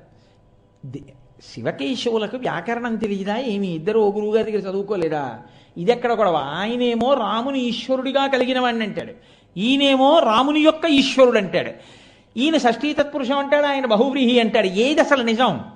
4 తలకాయలు ఉన్నవాడు ఒక ఆయన ఉన్నాడుగా, సృష్టి చేసేవాడు, 4 ముఖాలతో వేదం చెప్పేవాడు, ఆయన అడుగుదాం గొడవ వదిలిపోతుంది. ఆయన తప్పు చెప్పడుగా, కాబట్టి ఆయన దగ్గరికి వెళ్ళారు.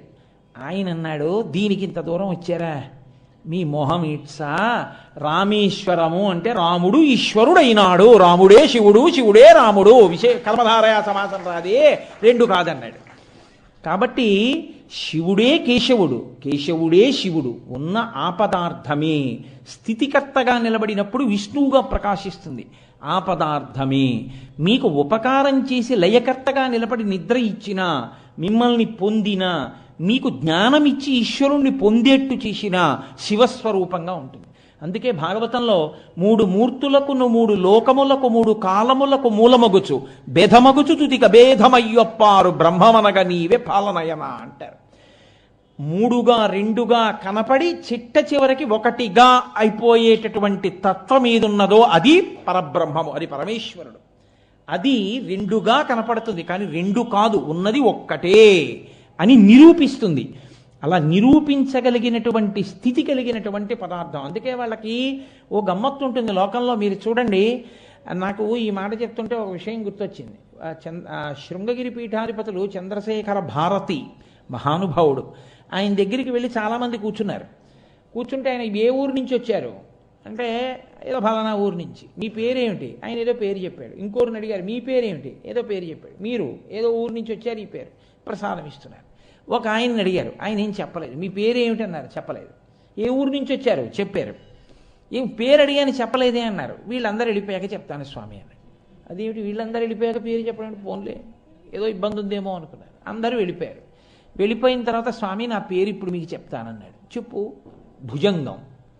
ఏమది చెప్పడానికి భయం ఏమిటా, చెప్పచ్చు కదా అందరి మధ్యలో అన్నారు. అంటే భుజంగం అంటే పాము కదా స్వామి, ఎలా చెప్తాను, సిగ్గేసింది. వాళ్ళందరి పేరులో ఒకటి పేరేమో శ్రీమన్నారాయణుడు, ఒకటి పేరేమో కైలాసనాథుడు, ఒకటి పేరేమో ఉమాపతి, ఇలాంటి పేర్లు. నేనెలా చెప్పను ఆ పేర్లు, నాకు లేదు, భుజంగం పాము నా పేరు. ఆ పేరు వింటే నవ్వుతారేమో అని నేను చెప్పలేదన్నాడు. అంటే చంద్రశేఖర భారతి అన్నారు, అన్నిటికన్నా విలువైనదేదో దాన్నే యజమాని బాగా దాచుకుంటాడు. నేను ఇంటికి వెళ్ళాను అనుకోండి, నా ఉత్తరయం తీసి దండం మీద బారేస్తాను, ఈ పంచె తీస్తాను, ఇంకో దండం మీద బారేస్తాను, ఏదో ఓ తేలిక పంచె కట్టుకుంటాను పడుకోబోయే ముందు. కానీ బంగారు రుద్రాక్షల్ని మాత్రం తీసి ఎక్కడ పెడతానో సభాముఖంగా చెప్పేయకూడదుగా, జాగ్రత్తగా దాచుకుంటాను కదా. కాబట్టి ఇవి బంగారంతో చేసిన రుద్రాక్షలు, జాగ్రత్తగా దాచుకుంటాను. ఏమయ్యా మీ తల్లిదండ్రులు నీకెందుకు భుజంగం అని పేరెట్టారో తెలుసా? పరమశివుడికేమో ఆభరణం, శ్రీ మహావిష్ణువుకేమో శయనం. ఎవడు ఇంట్లో ఏది ఎలా ఉన్నా పక్క దులుపుకుని జాగ్రత్తగా వేసుకుంటాడా, వేసుకోడా? శ్రీ మహావిష్ణువుకి పడుకోవడానికి శయ్య, పరమశివుడికి మెళ్ళో వేసుకునే ఆభరణం. కాబట్టి ఇద్దరూ ఎప్పుడూ నిన్ను జాగ్రత్తగా కాపాడుకుంటారు. ఇద్దరూ నిన్ను ఎప్పుడూ పొదివి పట్టి కాపాడాలని నీకు భుజంగమని పేరెట్టారు. సంతోషంగా నాగాభరణుడు నాగశయనుడు ఇద్దరికీ చెందినవాణ్ణి అని చెప్పుకోకుండా సిగ్గుపడతావేమయా అన్నారు. అంటే ఆయన అన్నాడు, నేను ఇంకెప్పుడు ఎక్కడికి వెళ్ళినా సంతోషంగా నా పేరు భుజంగం అని చెప్పుకుంటా అన్నాడు. కాబట్టి శివకేశవుల యొక్క తత్వము ఒకటిగానే ఉంటుంది, వాళ్ళిద్దరూ ఒక్కటే, కానీ రెండుగా కనపడడంలోనే దాని యొక్క వైవిధ్యం అంతా ఉంది. కానీ రెండు కాదు, ఉన్న పదార్థము మాత్రం ఒక్కటే. మీరు చూడండి, అందుకే దీన్ని తీయడానికి పెద్దలు ఒక మాట చెప్తారు. పరమశివుడికి వామదేవ, శ్రీ మహావిష్ణువుకి వాసుదేవ. ఆయన వాసుదేవుడు, ఈయన వామదేవుడు. ఏమిటి అక్షరం మారింది ఇద్దరికి? ఒకరికి సు, ఒకరికి మా. వాసుదేవాలో సు ఉంది, మా లేదు. ఈయనకి వామదేవాలో మా ఉంది, సు లేదు. ఇప్పుడు ఆ సు మా పైకి తీసి పక్కన పెట్టండి. సుమ, పువ్వు. సుమ అంటే పువ్వు. సుమ, నీకు జ్ఞానము కలిగితే ఉన్నది ఒక్కటే, నీకు ఆ జ్ఞానము కలగనంతసేపు చాలా ఉన్నాయన్నట్టు కనపడుతుంది. సుమ, పువ్వులో తేడా వస్తుందేమో, పత్రిలో తేడా వస్తుందేమో, ఇక్కడికి వస్తే బిల్వం వేస్తావు, అక్కడికి వెడితే తులసి వేస్తావు, కానీ ఉన్న పదార్థము మాత్రము ఒక్కటే. వాసుదేవ వామదేవ పేర్లతో ఉంటారు. అంటే అదే తత్వము రెండుగా ప్రకాశిస్తున్నటువంటి ఒకటి అయి ఉన్నది. అందుకే ఇక్కడ ఆంధ్రదేశంలో తక్కువ, ద్రవిడ దేశంలో శంకరనారాయణ అన్న పేరు చాలా ఎక్కువ. ప్రశ్నోత్తర మాలిక అని శంకర భగవత్పాదులు ఒకటి స్తోత్రం చేశారు. అందులో అసలు భగవంతుడెవరు అంటే శంకరనారాయణుడు అంటారు. శంకరనారాయణ ఈశ్వరతత్వం అది. కాబట్టి మీరు చూడండి, అటువంటి పరమేశ్వరుణ్ణి మనం కార్తీక మాసంలో దీపం మీదకి పిలిస్తే దామోదరం ఆవాహయామి, దామోదరుణ్ణి పిలుస్తున్నాను అంటాం.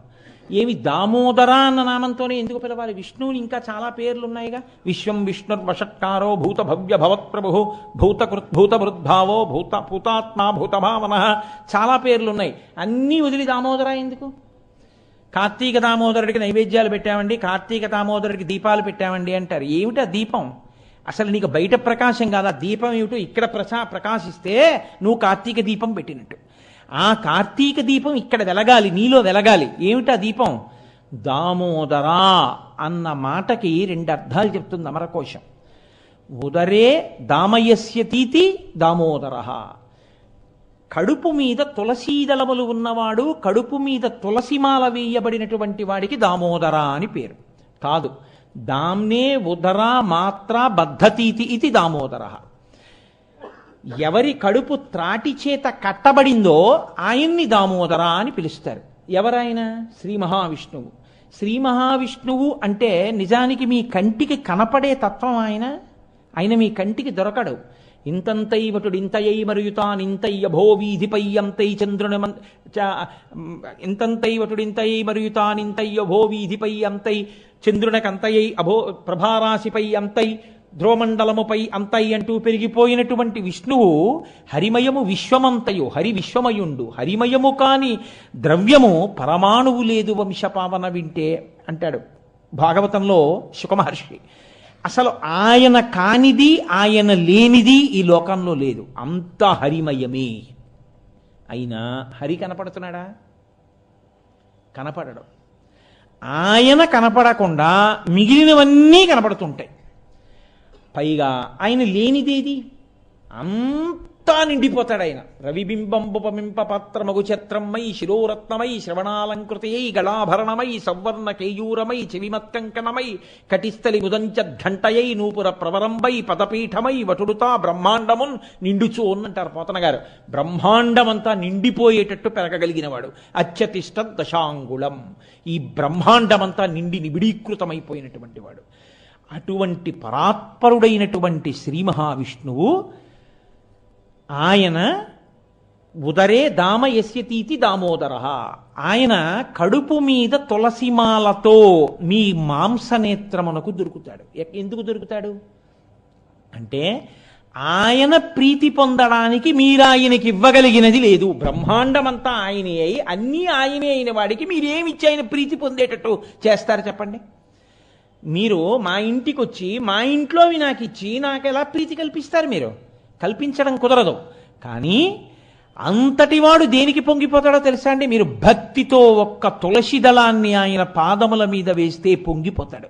ఆయన భవిష్యోత్తర పురాణంలో ప్రతిజ్ఞ చేశాడు, ఏకేన తులసి మాత్ర దళేనాపి నరోత్తమ పూజయేద్ భక్తిభావేన తంరక్ష మితిమత్మనః అన్నాడు. భక్తితో నా పాదాల మీద ఒక్క తులసి దళాన్ని తీసుకొచ్చి ఎవరు వేస్తారో వాళ్ళకి నేను లొంగిపోతానయ్యా అన్నాడు. కాబట్టి ఇప్పుడు దామోదర శబ్దానికి అర్థం ఏమిటో తెలుసా అండి?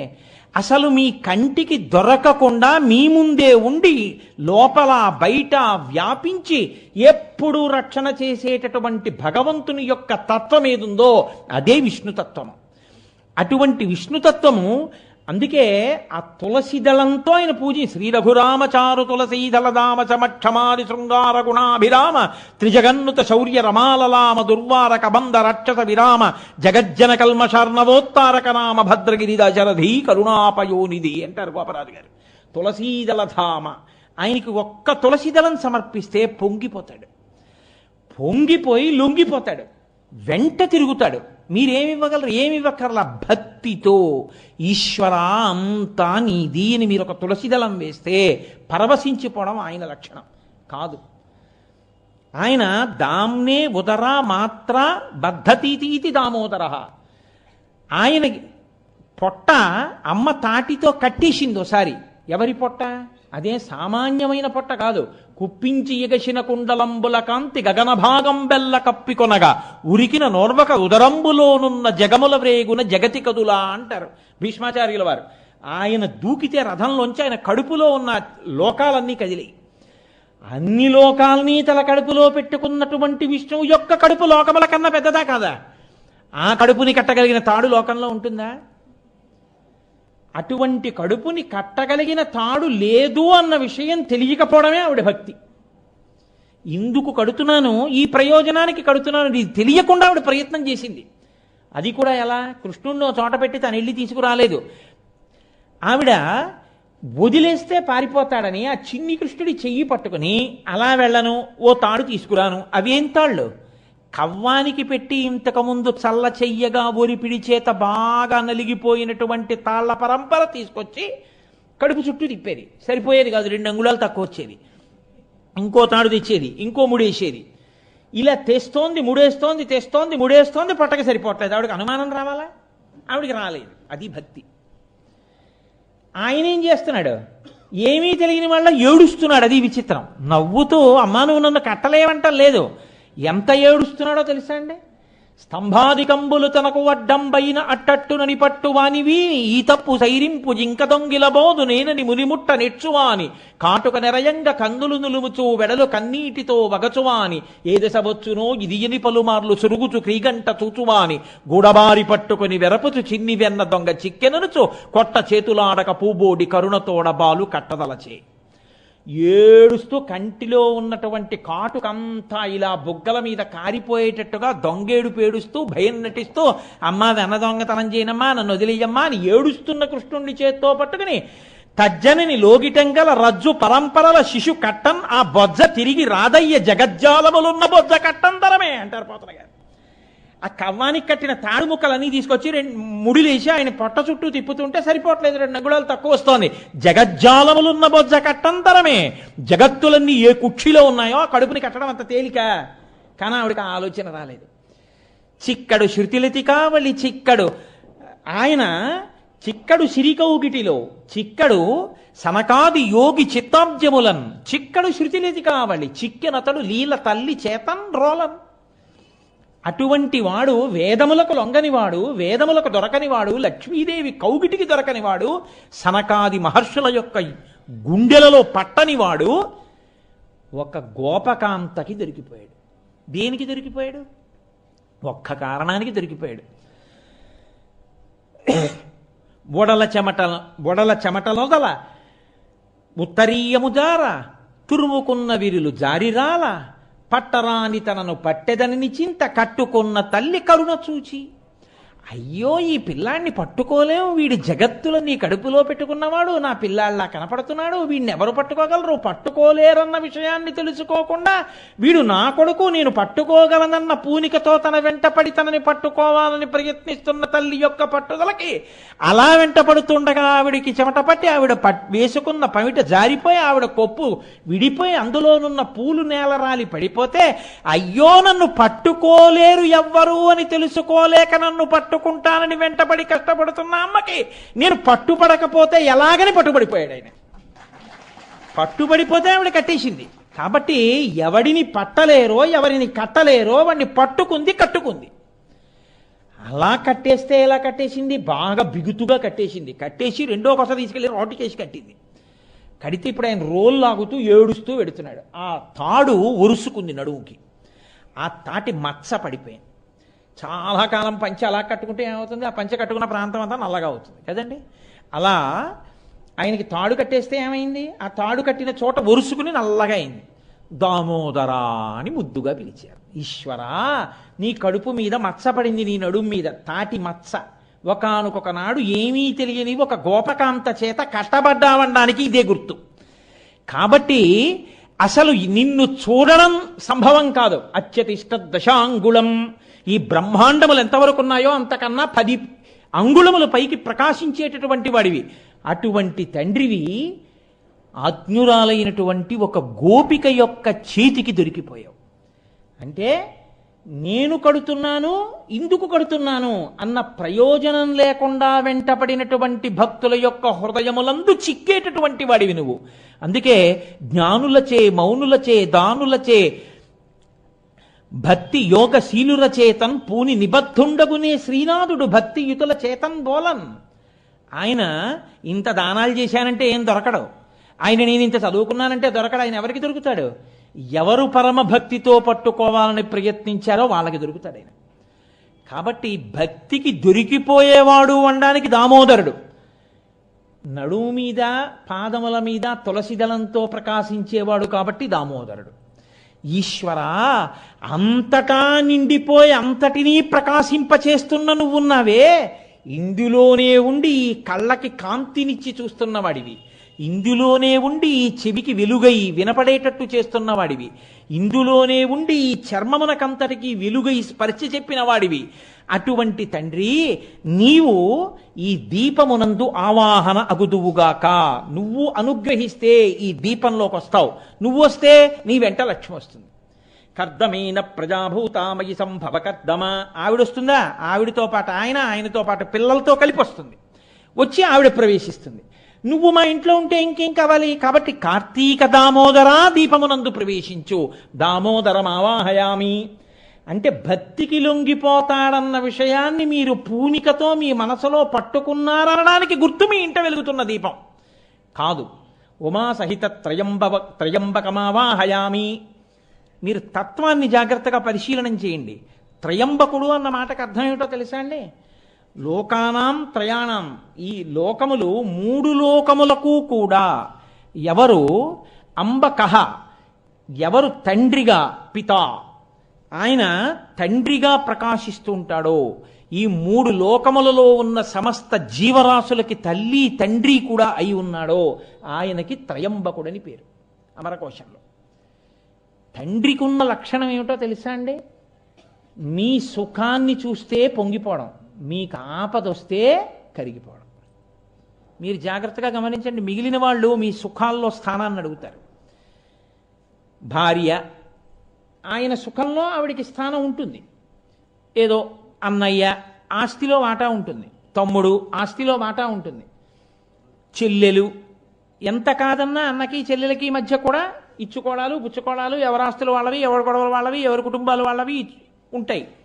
ఒక్క తండ్రి మాత్రం కొడుకు పొందిన సుఖములలో నాకు స్థానము కావాలని అడగడు.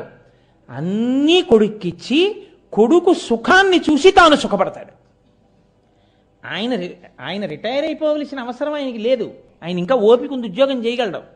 కొడుకు అన్నాడు, నాన్నగారండి నేను అమెరికా వెళ్ళిపోతే అక్కడ ఎంఎస్ చదువుకుంటే నాకు మంచి ఉద్యోగం వస్తుంది, నేను వెళ్ళిపోతాను, నాకు మీరు ఎలాగైనా నాన్నగారండి ఒక్క 3 లక్షలు ఇవ్వండి అన్నాడు. ఎక్కడి నుంచి వస్తుంది? అప్పు ఉంది 2 లక్షలు వీడిని ఇంజనీరింగ్ చదివించడానికి. ఆయన విఆర్ఎస్ పెట్టేసి స్వచ్ఛంద పదవీ విరమణలో 5 లక్షలు తెచ్చి 3 లక్షలు కొడుకు ఇచ్చి 2 లక్షలు అప్పు తీర్చాడు. వీడు అమెరికా వెళ్ళాడు. వెళ్ళి నాన్నగారండి ఇక్కడ చదువుకున్నాను, నాన్నగారండి నాకు మంచి ఉద్యోగం వచ్చింది, నాన్నగారండి నాకు ఇంత జీతం, నాన్నగారండి నేను కారు కొనుక్కున్నాను, నాన్నగారండి నేను ఇల్లు కొనుక్కున్నాను అంటాడు. నాన్నగారండి నేను ఇల్లు కొనుక్కున్నాను, నాన్నగారండి నేను ఏసీలు పెట్టించుకున్నాను, నాన్నగారండి నాకు 2 కార్లు ఉన్నాయన్నప్పుడు ఈ పెద్ద ఆయన, ఎరా నాకు ఒక కారు కొనిపెట్టావా, నా గదులు ఏసీ చేయించావా, నాకు పంచెల చాపులు పంపించావా అని అడగడు. నా కొడుకు అక్కడ సంతోషంగా ఉన్నాడండి చాలదా అంటాడు. మీరు చూడండి, అది పితృహృదయం. వాడు నా దగ్గర లేడు కదండి, ఇక్కడ ఉంటే నాకు ఎంత సంతోషంగా ఉండునండి అండవు. తన పక్కన లేడే కొడుకు, తన పక్కన కొడుకుంటే కాఫీ గుండ కావాలంటే తను వెళ్ళక్కర్లేదు, కొడుకు వెళ్ళి తెచ్చిపెట్టి ఉండేవాడు. తలుపు చప్పుడైతే తను లేచి వెళ్ళి తలుపు తెరవక్కర్లేదు, కొడుకు వెళ్ళి తలుపు తీసి ఉండేవాడు. అంత పెద్ద వయసులో అన్ని తను ఎందుకు చేసుకుంటున్నాడు? కొడుకు అమెరికాలో కూర్చోబట్టి. మరి వాడు అక్కడ కూర్చున్నాడండి, వాడికి కార్లు ఉంటే ఎవడక్కాలి, మేడలు ఉంటే ఎవడక్కాలి, నా పక్కన ఉంటే నేను ఎంత సుఖపడతాను అంటాడని మీరు అనుకుంటున్నారా? తండ్రి అండవు. ఏమంటాడో తెలుసా అండి, అక్కడ వాడు సుఖంగా ఉన్నాడండి, సంతోషంగా ఉన్నాడండి, చాలదా అంటాడు. అంటే వాడు సుఖంగా ఉంటే చాలు, తను ఎలా ఉన్నా పర్వాలేదు. ఇది తండ్రి. వాడికి కష్టం వచ్చింది అనుకోండి, వాడు అమెరికాలో ఉండి మళ్ళీ ఏదో కష్టం వచ్చింది, వాడి దగ్గర 50 లక్షలు ఉన్నా వాడు ఎప్పుడు నాన్నగారండి మీరు ఉంచుకోండి 10 లక్షలు ఎప్పుడు పంపిన పాపానికి పోలేదు. పెద్ద ఆయనకి మిగిలిపోయింది ఏమిటంటే ఓ పెంకుటిల్లు మిగిలిపోయింది. కానీ కొడుకుని చూడాలని ఆర్తి ఎక్కువైపోయింది అనుకోండి, అది కూడా అమ్మేసి విమానం ఎక్కి కొడుకు దగ్గరికి వెళ్తాడు చూడడానికి. ఆ తర్వాత వాడు చూడకపోతే బయటికి వచ్చి ఎదురింటి అరుగు మీద కాపురం చేస్తాడు.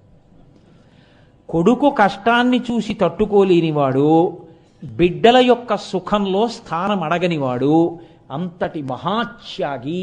ఒక్కటే కారణం, తనూభవులు వీళ్ళందరూ నా అంశ, నా కొడుకంటే నా అంశ అని.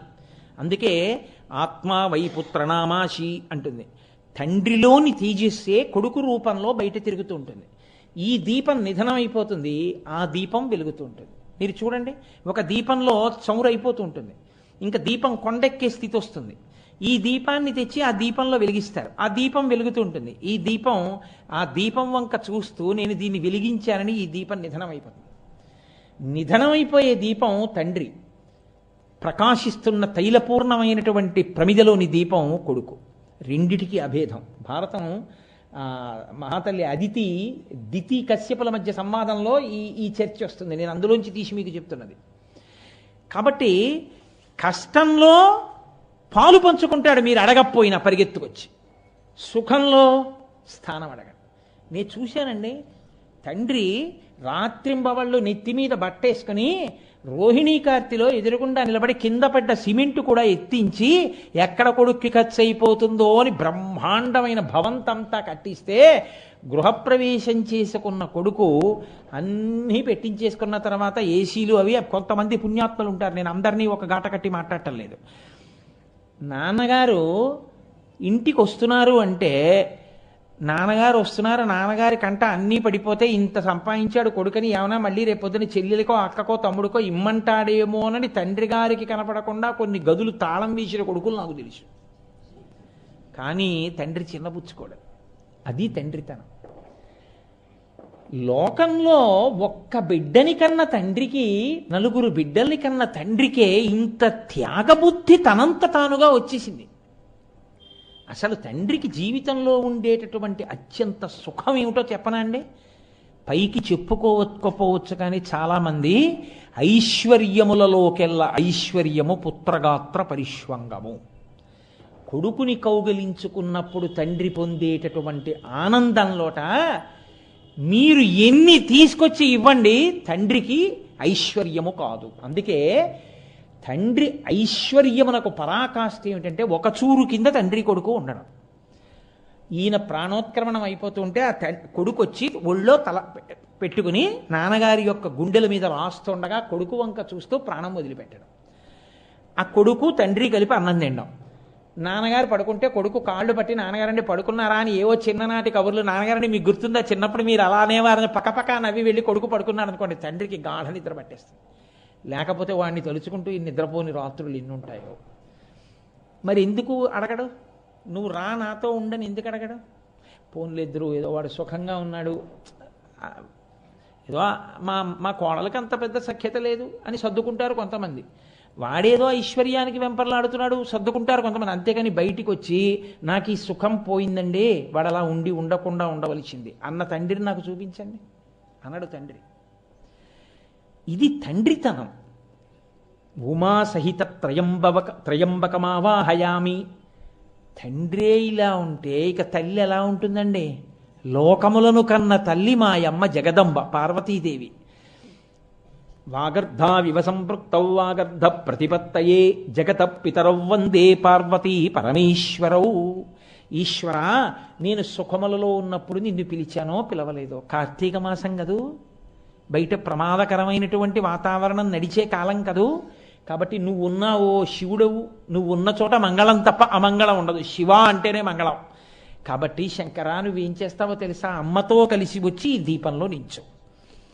కాబట్టి సులభుడుగా లొంగేవాళ్ళు ఎవరంటే తండ్రితనం ఉన్నవాడు, దామోదరుడిగా ఉన్నవాడు.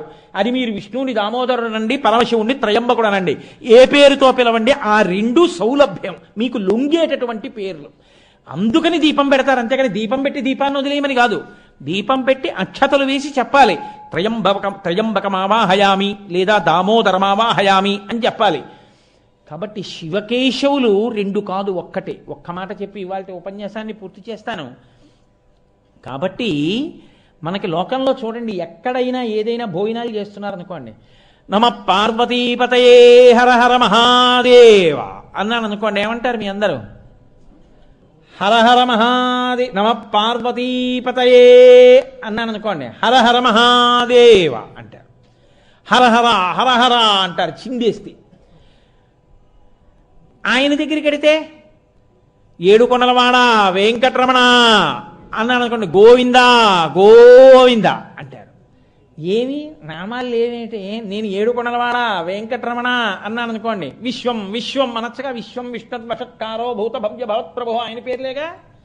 ఎందుకంటారు గోవిందాయే అంటారు? ఈయన దగ్గరికి వెడితే నమ పార్వతీపతయే అన్నాను అనుకోండి, త్రయంబక అనొచ్చ కదా, హర హర అంటారు. ఎందుకు? ఈ రెండు ఎవరు చెప్పారో తెలుసా అండి? ఇద్దరు చిన్నపిల్లలు చెప్పారు. చిన్నపిల్లలకి అబద్ధాలు ఆడడం చేత కాదు, వాళ్ళు ఉన్నది ఉన్నట్టు చెప్తారు. ఇద్దరు చిన్నపిల్లలు చెప్పారు ఈ రెండు పేర్లు అంత గొప్పవి అని. ఎవరో తెలుసా? హరహర. ఆ నామం ఎంత గొప్పదో చెప్పిన వాళ్ళు. అందుకే జయ జయ శంకర హర హర శంకర అంటూ పెడుతుంటాం. ఆ హరహర అండంలో రహస్యం ఏంటంటే, జ్ఞాన సంబంధ నాయనర్ అని ఒక ఆయన ఉండేవారు, మహానుభావుడు. 63 మంది నాయనార్లలో ఆయన చిన్న పిల్లాడు. కానీ ఆయన చిన్నతనంలో పార్వతీదేవి యొక్క స్తన్యమును గ్రోలేరు, పాలు త్రాగారు అమ్మవారి దగ్గర. ఆయనకి పరమశివ జ్ఞానం వచ్చేసింది. ఆయనతో ఒకనకొకప్పుడు జైనులు వాదించారు, అసలు శివుడుంటే నువ్వు నిరూపించు, మేము మాది నిరూపిస్తామని. ఒక పరీక్ష పెట్టారు. ఏమిటా పరీక్ష అంటే, ఈయన నిజమైతే ఈయన భగవంతుడి యొక్క నామాన్ని ఆకు మీద రాసి ప్రవాహంలో వెయ్యాలి. ఆ నదీ ప్రవాహం వెళ్ళిపోతున్న దాంట్లో ఆకు కొట్టుకుపోకుండా ఎదురు వెళ్ళాలి. అగ్నిహోత్రంలో ఆకు పడేయాలి, కాలిపోకుండా ఆకు అలాగే ఉండాలి పచ్చిగా. ఉంటే శివుడు గొప్ప, ఏది నిరూపించు అని జైనులు వారి సిద్ధాంతం ఏదో వారి భగవన్నామాన్ని రాసి వారు నదిలో వేశారు. అది వెళ్ళిపోయింది ప్రవాహం. వాళ్ళు ఈయన హరహర అని రాసి వేశాడు, అది ప్రవాహానికి ఎదురొచ్చింది. వాళ్ళు అగ్నిలో వేశారు, కాలిపోయింది. ఈయన అగ్నిలో హరహర అని రాసి ఆకు వేశాడు. ఆ ఆకు ఎంత అగ్నిహోత్రంలోనూ పచ్చిగానే ఉండిపోయింది. హరహర పాపములను హరించగలిగిన శివనామములలో ఆ నామమంత గొప్పదని నిరూపించిన వాడు చిన్నవాడైన జ్ఞానసంబంధర్. విష్ణునామములలో గోవిందనామం అంత గొప్పదని నిరూపించిన వారు శంకర భగవత్పాదులు.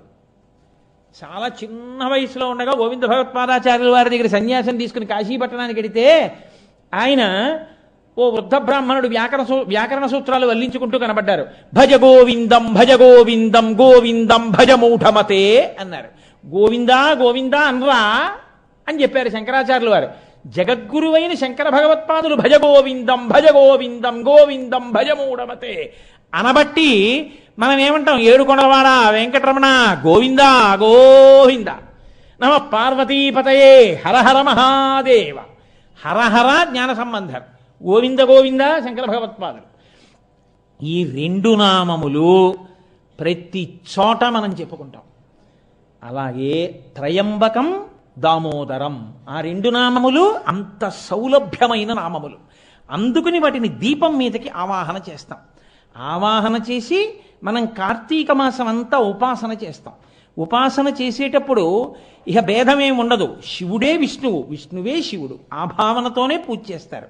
అందుకే ఆకాశదీపం విష్ణువాలయంలోనూ ఎత్తుతారు, ఆకాశదీపం శివాలయంలోనూ ఎత్తుతారు. రెండు చోట్ల ఆకాశదీపాలు ఎత్తుతారు. అంత పరమ ప్రఖ్యాతమైనటువంటి కార్తీక మాసంలో శివాష్టోత్తర శతనామ స్తోత్రాన్ని పార్వతీదేవికి ఉపదేశం చేసిన వారెవరు? శ్రీ మహావిష్ణువు. ఆయన ముందు పరమశివుని యొక్క శరీరంలో సగభాగాన్ని పొందారు కాబట్టి ఆయన అమ్మవారికి ఉపదేశం చేశారు. ఉపదేశం చేస్తూ ఇది నాకెవరు నేర్పారో తెలుసా? అస్తి గుహ్యతమం గౌరీ నామ్యామష్టోత్తరం చతం శంభోరహం ప్రవక్ష్యామి పరమం శీఘ్రకామదం. ఇది నాకు పరమశివుడే నేర్పాడు. ఈ నేర్పినటువంటి స్తోత్రాన్ని పార్వతి నువ్వు చక్కగా భక్తితో ఈ నామములను చెప్తే నీకు శివానుగ్రహం కలుగుతుంది. శివానుగ్రహమే విష్ణువానుగ్రహము కాబట్టి దాని వలన నువ్వు పరమశివుడి శరీరంలో సగభాగాన్ని పొందుతావు అని చెప్తే అప్పటి నుంచి పార్వతీదేవి ఉపాసన చేసింది. ఇన్ని మాటలు చదివిందని మీరు నన్ను అడక్కండి. భక్తితో ఒక్కమారే చదివి ఉండి ఉండవచ్చు. ఆవిడ పరమశివుడి యొక్క శరీరంలో సగభాగం పొందేసింది. అప్పుడు అర్ధనారీశ్వర స్వరూపం వచ్చింది.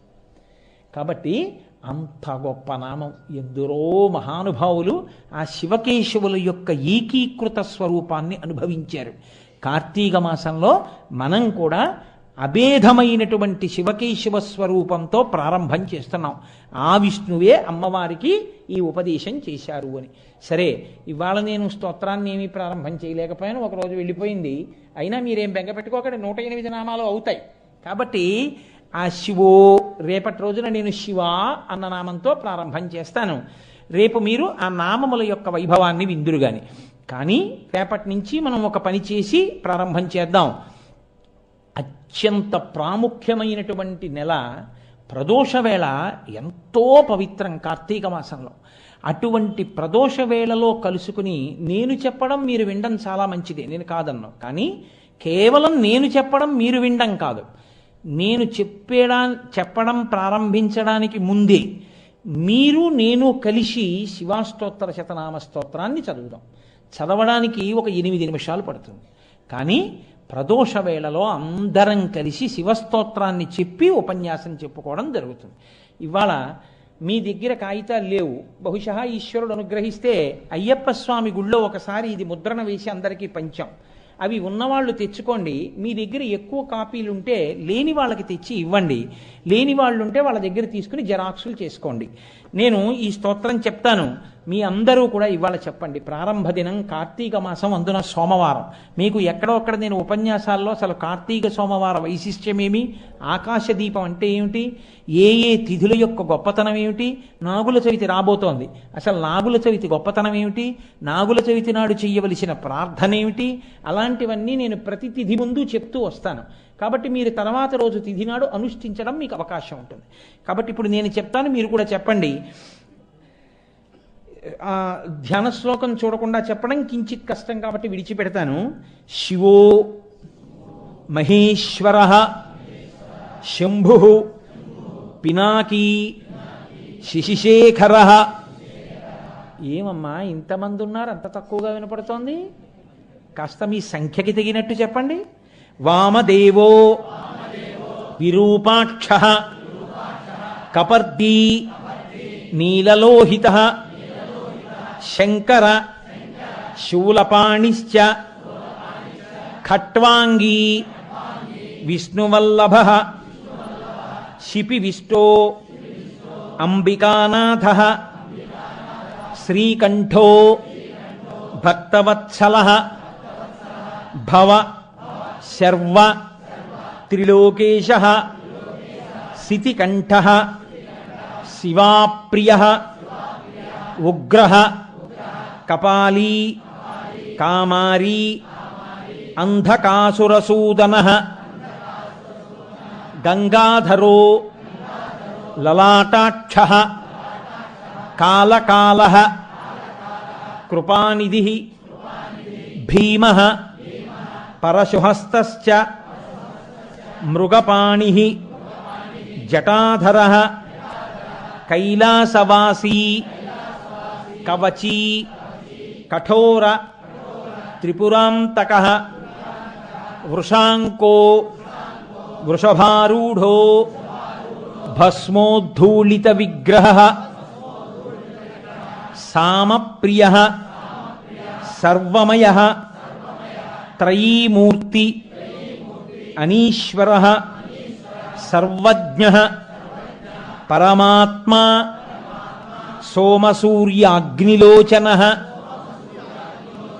హవిర్యజ్ఞమయ సోమ పంచవక్త్ర సదాశివ విశ్వేశ్వరో వీరభద్రో గణనాథ ప్రజాపతి హిరణ్యరేత దుర్ధర్షో గిరిశో గిరీశో అనఘ భుజంగభూషణో భర్గో గిరిధన్వీ గిరిప్రియ కృత్తివాసా పురారాతి భగవాన్ ప్రమదాధిప మృత్యుంజయ సూక్ష్మతను జగద్వ్యాపీ జగద్గురు వ్యోమకేశో మహాసేన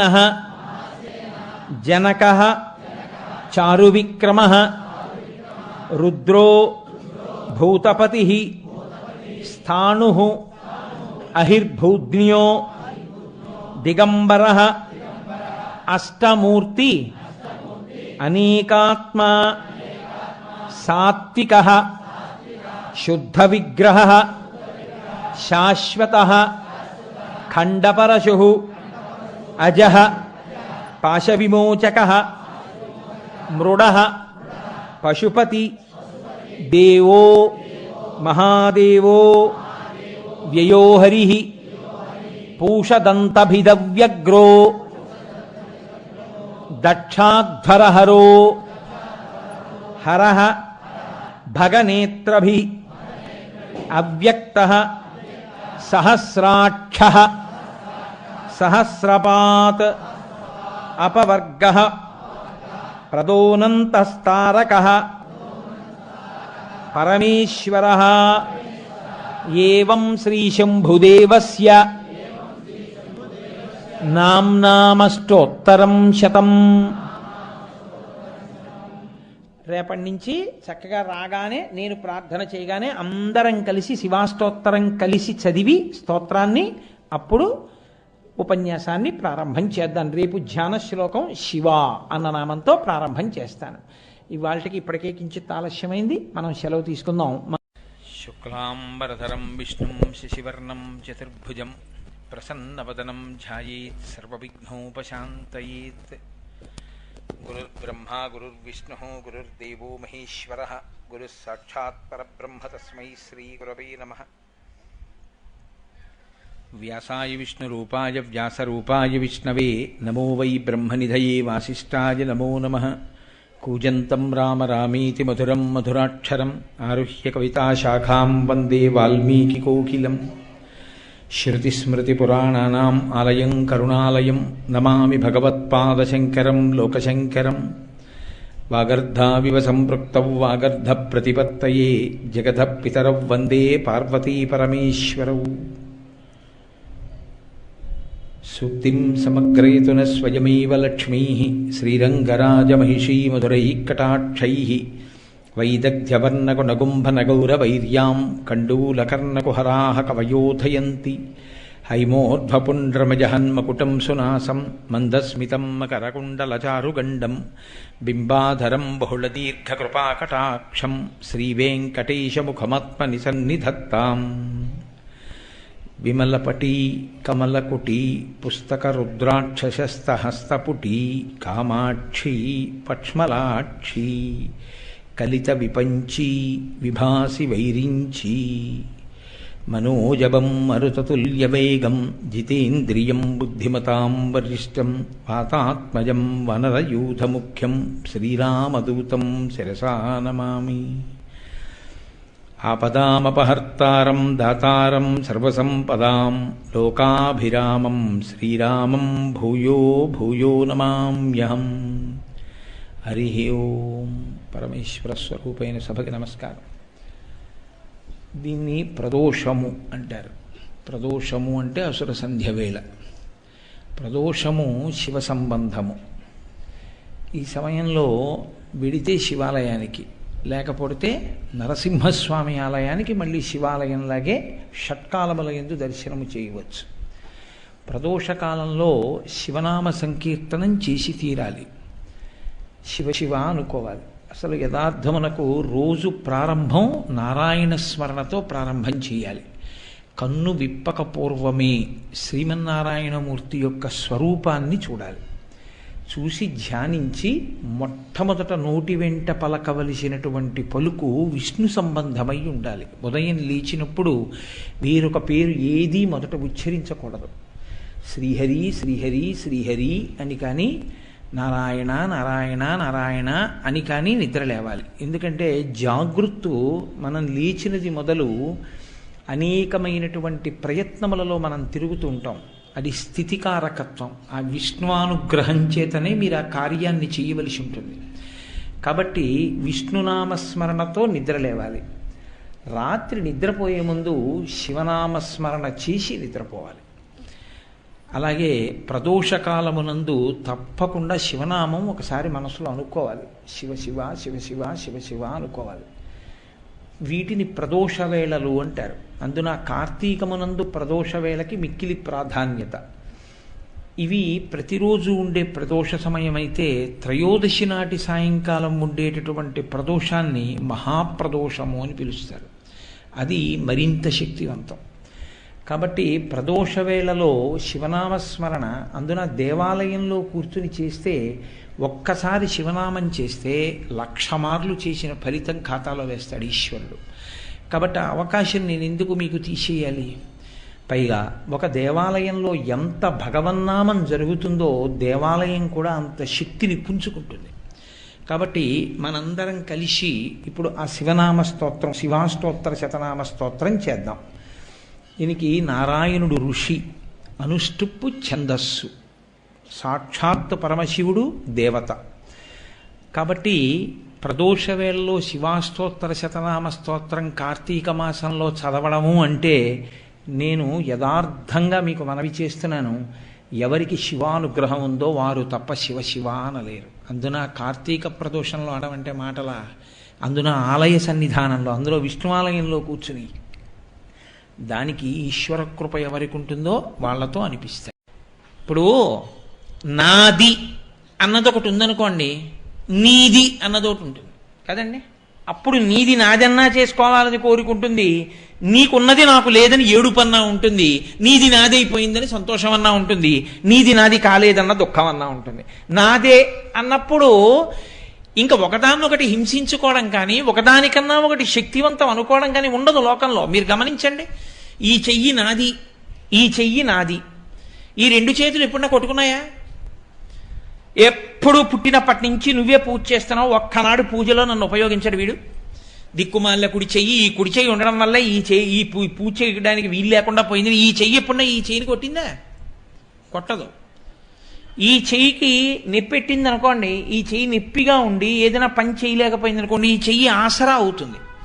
అసలు చిత్రం ఏంటంటే ఈ చెయ్యి ముందుకి తిరిగితే ఈ చెయ్యి వెనక్కి తిరగదు, ఇది ముందుకే తిరుగుతుంది తప్ప దీన్ని ముందుకి దీన్ని వెనక్కి తిప్పలేరు. ఇప్పుడు సాధన చేయకండి, అంత అనుగమిస్తాయి. ఎందుకని? ఈ రెండిటికి ఒక అలవాటైంది. ఈ రెండు నావి, ఈ రెండు నావి, ఇది నాది. ఇవన్నీ ఎవరికి చెందినవి? వీడికి చెందినవి. కాబట్టి వీటి మధ్య గొడవలు ఎప్పుడు ఉండవు. ఇది దీన్ని కొట్టేయడం, ఇది దీన్ని కొట్టేయడం, అలా ఏం కొట్టేసుకోవు. ఎందుకు కొట్టేసుకోవు అంటే ఇవన్నీ ఒకటివే. ఇక్కడ ఆ భావన సాధ్యమైనప్పుడు అది ప్రపంచమంతటా కూడా సాధ్యపడుతుంది. పరమాచార్య ఇదే కీర్తన రాసి ఎంఎస్ సుబ్బలక్ష్మి గారికి ఇచ్చి ఐక్యరాజ్య సమితిలో పాట పాడమని పంపించారు. ప్రపంచ దేశాల సభ్యులందరూ ఆ కీర్తనకి లేచి నిలబడి జోహార్లు అర్పించారు. అది ఈ జాతి సొత్తు. 10 మంది బతకాలని కోరుకోవడమే తప్ప ఒకరిని చంపైనా సరే మనం బతుకుదామన్న మాట తెలియదు. ఎక్కడుందో తెలుసా అంటే దాని మూలాలన్నీ వేదాల్లో ఉన్నాయి, ధర్మంలో ఉంది, నామంలో ఉంది, పరమేశ్వరుడిలో ఉంది. కాబట్టి తనికెళ్ళ భరణి గారు తేలిక పాట ఒకటి రాశాడు. మా మోహన్ రావు కారులో వింటుంటాను. నాలోన శివుడు కల్లడు, నీలోన శివుడు కల్లడు, నాలో ఉన్న కళ్ళ శివుడు నీలో ఉన్న కళ్ళ శివుడు నాటకాలాడగలడు అని, మితిమీరితే తెరదించి వేయగలడు అని. కాబట్టి ఆయనే మీలో ఉన్నాడు, ఆయన నాలో ఉన్నాడు. కాబట్టి ఉన్నది ఆయనే. ఇది ఆయన పరమానంద రూపత్వా. అందుకని ఆయన బ్రహ్మానందాన్ని పొందుతూ ఉంటాడు. ఆయన బ్రహ్మానందాన్ని పొందడము అంటే దాని అర్థం ఏమిటంటే అందరిలో ఉన్నటువంటి ఈశ్వరుడుగా ఉన్నవాడు ఆ స్థాయిలోనే రమిస్తూ ఉంటాడు తనలో తాను. అందుకే అమృతాన్ని పట్టుకుని మీద పోసుకుంటూ ఉంటాడు, మళ్ళీ పట్టుకుని మళ్ళీ పైకెత్తి మళ్ళీ పోసుకుంటూ ఉంటాడు. ఇది ధ్యాన శ్లోకంతో ముడేసి చూడండి. కాబట్టి ఇప్పుడు శివుడు అంటే మొదట పరమానంద రూపత్వ నిర్వికారో, ఏ వికారములు లేనివాడు. వికారములు అంటే ఏమిటి? షడ్వికారములను ఉంటాయి, 6 వికారములు. ఈ 6 వికారములు ఎవరికి ఉంటాయంటే జగత్తుకుంటాయి. జగత్ అంటే జాయతే గచ్చతే ఇది జగత్. ఏది వచ్చి వెళ్ళిపోతుందో దానికి జగత్ అని పేరు. వచ్చి వెళ్ళేవన్నీ ఎందులో రావాలి, ఎందులో వెళ్ళాలి? కాలంలో రావాలి, కాలంలో వెళ్ళిపోవాలి. అంతే కదండి, ఇంకో మార్గం ఉండదు.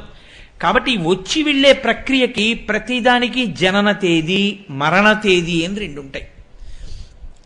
జనన తేదీ ఉందనుకోండి, జాతకం రాయించాడనుకోండి, మరణ తేదీ కూడా ఉంటుంది అని గుర్తు. 6 వికారములను పొందుతుంది జగత్తంతా. జగత్తంటే ఏది కాలములో వచ్చిందో అవన్నీ ఈ 6టిని పొందుతాయి. ఏమిటా 6? తేలికగా చెప్పాలి అంటే పుట్టినది అంటే ఇత పూర్వం ఆ రూపంతో ఒక ప్రాణి లేదు ఈ భూమండలం మీద, లేదా ఏ లోకంలోనూ ఆ ప్రాణి లేదు, ఇప్పుడు కొత్తగా వచ్చింది. ఎక్కడ వరకు? ఎందుకు? ఈ శరీరమే ఉంది. కోటేశ్వరరావు అనబడేటటువంటి ఈ శరీరం 14/7/1959కి ముందు లేదు. ఇది జూలై 14, 1959న పుట్టింది. కాబట్టి దీనికి ఒక పుట్టిన తేదీ ఉంది. పుట్టినప్పుడు ఇంతేం లేదు, ఇది చాలా చిన్నది ఉంటుంది. కాబట్టి పుట్టినది ఉన్నది. అసలు పుడుతూనేది మృత శిశువుగా పుట్టింది అనుకోండి, అసలు ఉపన్యాసాలు ఏమిటి? ఇంకా అసలు అప్పుడే కాలగర్భంలో కలిసిపోతుంది అది. కానీ అది ఉన్నది అంటే ఊపిరి పీల్చింది, ఉన్నది, పెరిగినది. అది మెల్లిగా అమ్మ దగ్గర పాలు తాగింది, తర్వాత అన్నం తింది, తర్వాత కాయలు తింది, పళ్ళు తింది, కనపడ్డవన్నీ తింది, బాగా పెరిగి పెద్దదైంది, అంత ఎత్తు పెరిగింది. ఇప్పుడు ఈ పెరిగినది తరిగినది అంటే ఏ అన్నం తింటే పెరుగుతోందో ఆ అన్నమే దీన్ని శోషింపచేస్తుంది. ఇంక ఇవి తినకండి అంటారు డాక్టర్ గారు. అవే తినడం మొదలెట్టాం అనుకోండి, ఇది మెల్లిగా శోషించిపోతుంది, అంటే తరిగిపోతుంది. ఏంటంటే అంత ఎత్తున అంత లావు ఉండేవాడు ఆయనే అన్నట్టుగా మళ్ళీ అటుకంత అయిపోతాడు. తరిగినది, మార్పు చెందినది. ఇలా చెయ్యెత్తితే ఈ పటుత్వం ఇంకో 20 ఏళ్ళు పోయాకుండదు, ఇలా వేలాడుతుంది డొల్ల కింద. ఈ పైన రక్తనాళాలన్నీ పైకి వచ్చేస్తాయి, 2 చేతులు గడగడ వణుకుతుంటాయి. ఈ కళ్ళజోడు పెట్టుకున్న ఆ దీపాల కాంతిలో సరిగ్గా కనపడదు. జ్ఞాపక శక్తి ఇంత ఉంటే అదృష్టం. కాబట్టి మార్పు చెందినది, జుత్తంతా తెల్లగా అయిపోతుంది. అది ఇది అని గుర్తుపట్టడం కష్టం, అలా అయిపోతుంది. మార్పు చెందినది, తర్వాత నశించిపోయినది. ఏదో ఒక తేదీ ఉంటుంది, పుట్టిన తేదీ ఎలా ఉందో అలా ఒక తేదీ ఉంటుంది. ఆ తేదీ తర్వాత ఏమవుతుంది, ఈ శరీరము రుద్రభూమి యందు కలిసిపోతుంది. కలిసిపోయి ఇందులో ఉన్న పంచభూతములు బ్రహ్మాండములో ఉండేటటువంటి పంచభూతములలోకి కలిసిపోతాయి. ఆ తర్వాత కోటేశ్వరరావు గారు ఏరండి అని ఎవరైనా అడిగారు అనుకోండి, అయ్యో పాపం ఆయన కిందటి ఏడాదే పోయాడండి అంటారు కదా. అంటే అదే అమంగళం ఏం కాదండి, నేను వేదాంతం చెప్తున్నాను. ఏ ప్రాణైనా వెళ్ళిపోవలసిందే. అది చెప్పడానికి భయపడేవాడికి శివాష్టోత్తరం ఎందుకు? ఇప్పుడు అప్పుడు వెళ్ళాలి, వెళ్లకుండా ఏం ఉండవు. శరీరం అన్న తర్వాత వెళ్ళిపోవలసిందే. మా తాతగారు వెళ్ళిపోయారు, మా తండ్రి గారు వెళ్ళిపోయారు, మా అమ్మగారు వెళ్ళిపోయారు, మా అన్నయ్య వెళ్ళిపోయాడు, మా అక్కయ్య వెళ్ళిపోయింది. ఇది ఉంటుందా? ఇది వెళ్ళిపోతుంది ఒకనాడు. అంటే నేను ఇవాళ రేపు అంటలేదు, మీరు కోరుకున్నంత కాలము ఉండి పెడుతుంది. పోనీ మీకు తృప్తి కదా. కాబట్టి ఇది వెళ్ళిపోతుంది. కాబట్టి నశించిపోయినది. ఈ 6 మార్పులు అంటారు. ఇవి వికారములు. అంటే ఒకలా వచ్చి ఒకలా పెరిగి ఒకలా తరిగి ఒకలా నశించిపోవడం. ఏ ప్రాణిని మీరు తీసుకోండి, వీటన్నిటినీ కలిపితే జగత్ అంటారు. ఇదిగో ఈ పూల మొక్క, అది ఒకప్పుడు లేదు, ఒకప్పుడు పుట్టింది, పెరిగింది, ఇంత అందమైన పూలు పూసింది. నేను మళ్ళీ ఒకవేళ వచ్చే ఏడాది ఉపన్యాసాలకి ఇక్కడికి వస్తే అది ఉంటుందన్న నమ్మకం ఏం లేదు, ఉండాలని నేను కోరుకుంటాను. ఒకవేళ 10 ఏళ్ల తర్వాత నేను ఉపన్యాసాలకు వస్తే ఖచ్చితంగా అది ఉండకపోవచ్చు కదా. కాలగర్భంలో ఏమైంది, కలిసిపోయింది. అలా ప్రాణికోటి అంతా కలిసిపోతూ ఉంటుంది. అన్నీ కలిసిపోతున్నా దీనికి వ్యతిరేకమైన వాడెవరో ఆయన శివుడు. ఇవన్నీ పుట్టాయి, ఆయనకి అసలు పుట్టుకలేదు. ఆయనలోంచి అన్నీ పుట్టాయి. ఈ జగత్తంతా ఆయనలోంచి పుట్టింది, కాలం ఆయనలోంచి పుట్టింది, ఆయనలోంచి వేదములు పుట్టాయి, ఆయనలోంచి బ్రహ్మ పుట్టాడు, ఆయనలోంచి విష్ణువు పుట్టాడు, ఆయనలోంచి అమ్మవారు పుట్టింది. అన్నీ ఆయనలోంచి పుట్టాయి, ఆయన ఎవరికి పుట్టలేదు. కాబట్టి అనాది. ఎప్పుడు పుట్టాడు ఎవరికి తెలియదు. పార్వతీ కళ్యాణంలో శివుడికి ప్రవర అడిగారు, అడిగితే ఎవరికి తెలియలేదు. నారదుడు వీణ వాయిస్తున్నాడు, ఆయన దగ్గరికి వెళ్ళి అలా వీణ వాయిస్తాడు, ఎవరికి ఆ ప్రవర తెలియక ఏడుస్తుంటే అడగండి అన్నారు. వెళ్ళి ఆయన వీణ పట్టుకుని గట్టిగా అడిగారు. ఆయన అన్నాడు, మీ మోహం, శివుడికి ప్రవర ఏమిటి? నాదస్వరూపుడు, అందరికన్నా ముందున్నవాడు. నిత్యాయ త్రిగుణాత్మనే పురజితే కాత్యాయ నీశ్రేయసే సత్యాయాద్య కుటుంబినే ముని మన ప్రత్యక్ష చిన్మూర్తయే అంటారు చక్రవర్తిపాదులు. ఆద్య కుటుంబిని, ఆ పార్వతీ పరమేశ్వరులు మొట్టమొదట ఉన్నవారు. ఎవరికన్నా మొట్టమొదట ఉన్నవారు పూర్వజ, అందరికన్నా ముందున్నారని నువ్వు ఎవరి గురించి అనుకుంటున్నావో వాళ్ళకన్నా ముందున్న వాళ్ళు వాళ్ళిద్దరే. కాబట్టి వాళ్ళిద్దరే తల్లిదండ్రులు, ప్రకృతి పురుషులై. వాగర్ధ వివ సంపృక్తం వాగర్ధ ప్రతిపత్తయే జగత పితరౌ వందే పార్వతీ పరమేశ్వరౌ అన్నాడు కాళిదాసు గారు. కాబట్టి ఆయనకి పుట్టుక లేదు, కాబట్టి ఆయనకి ఉండడం అన్నది లేదు, ఆయనకి పెరగడం అన్నది లేదు, ఆయనకి తరగడం అన్నది లేదు, ఆయనకి మార్పు చెందడం అన్నది లేదు, ఆయనకి నశించడం అన్నది లేదు. అన్నీ నాశనం అయితే ఎందులోకి వెళ్ళాలి? ఆయనలోకే వెళ్ళాలి. అన్నీ కనపడడం మానేస్తే ఎక్కడికి వెళ్ళిపోవాలంటే ఆయనలోనే పెట్టేసుకోవాలి అంతే. ఇంటికి సున్నాలు వేయించారంటారు. ఇంటికి సున్నాలు వేయించేటప్పుడు పక్కింట్లో కొంచెం ఖాళీ ఉందో లేదో చూసుకుని సున్నాలు వేసుకుంటారు. ఎందుకని అంటే ఇందులో సామాన్ అందులో పెట్టుకోవాలి కదండి మరి. కాబట్టి ఇందులో సామాన్ ఏమైంది? ఎదురింట్లోకి వెళ్ళింది, గదిలోకి. అలా అన్నీ కనపడడం మానేసాయి, దాన్ని మహాప్రళయం అంటారు.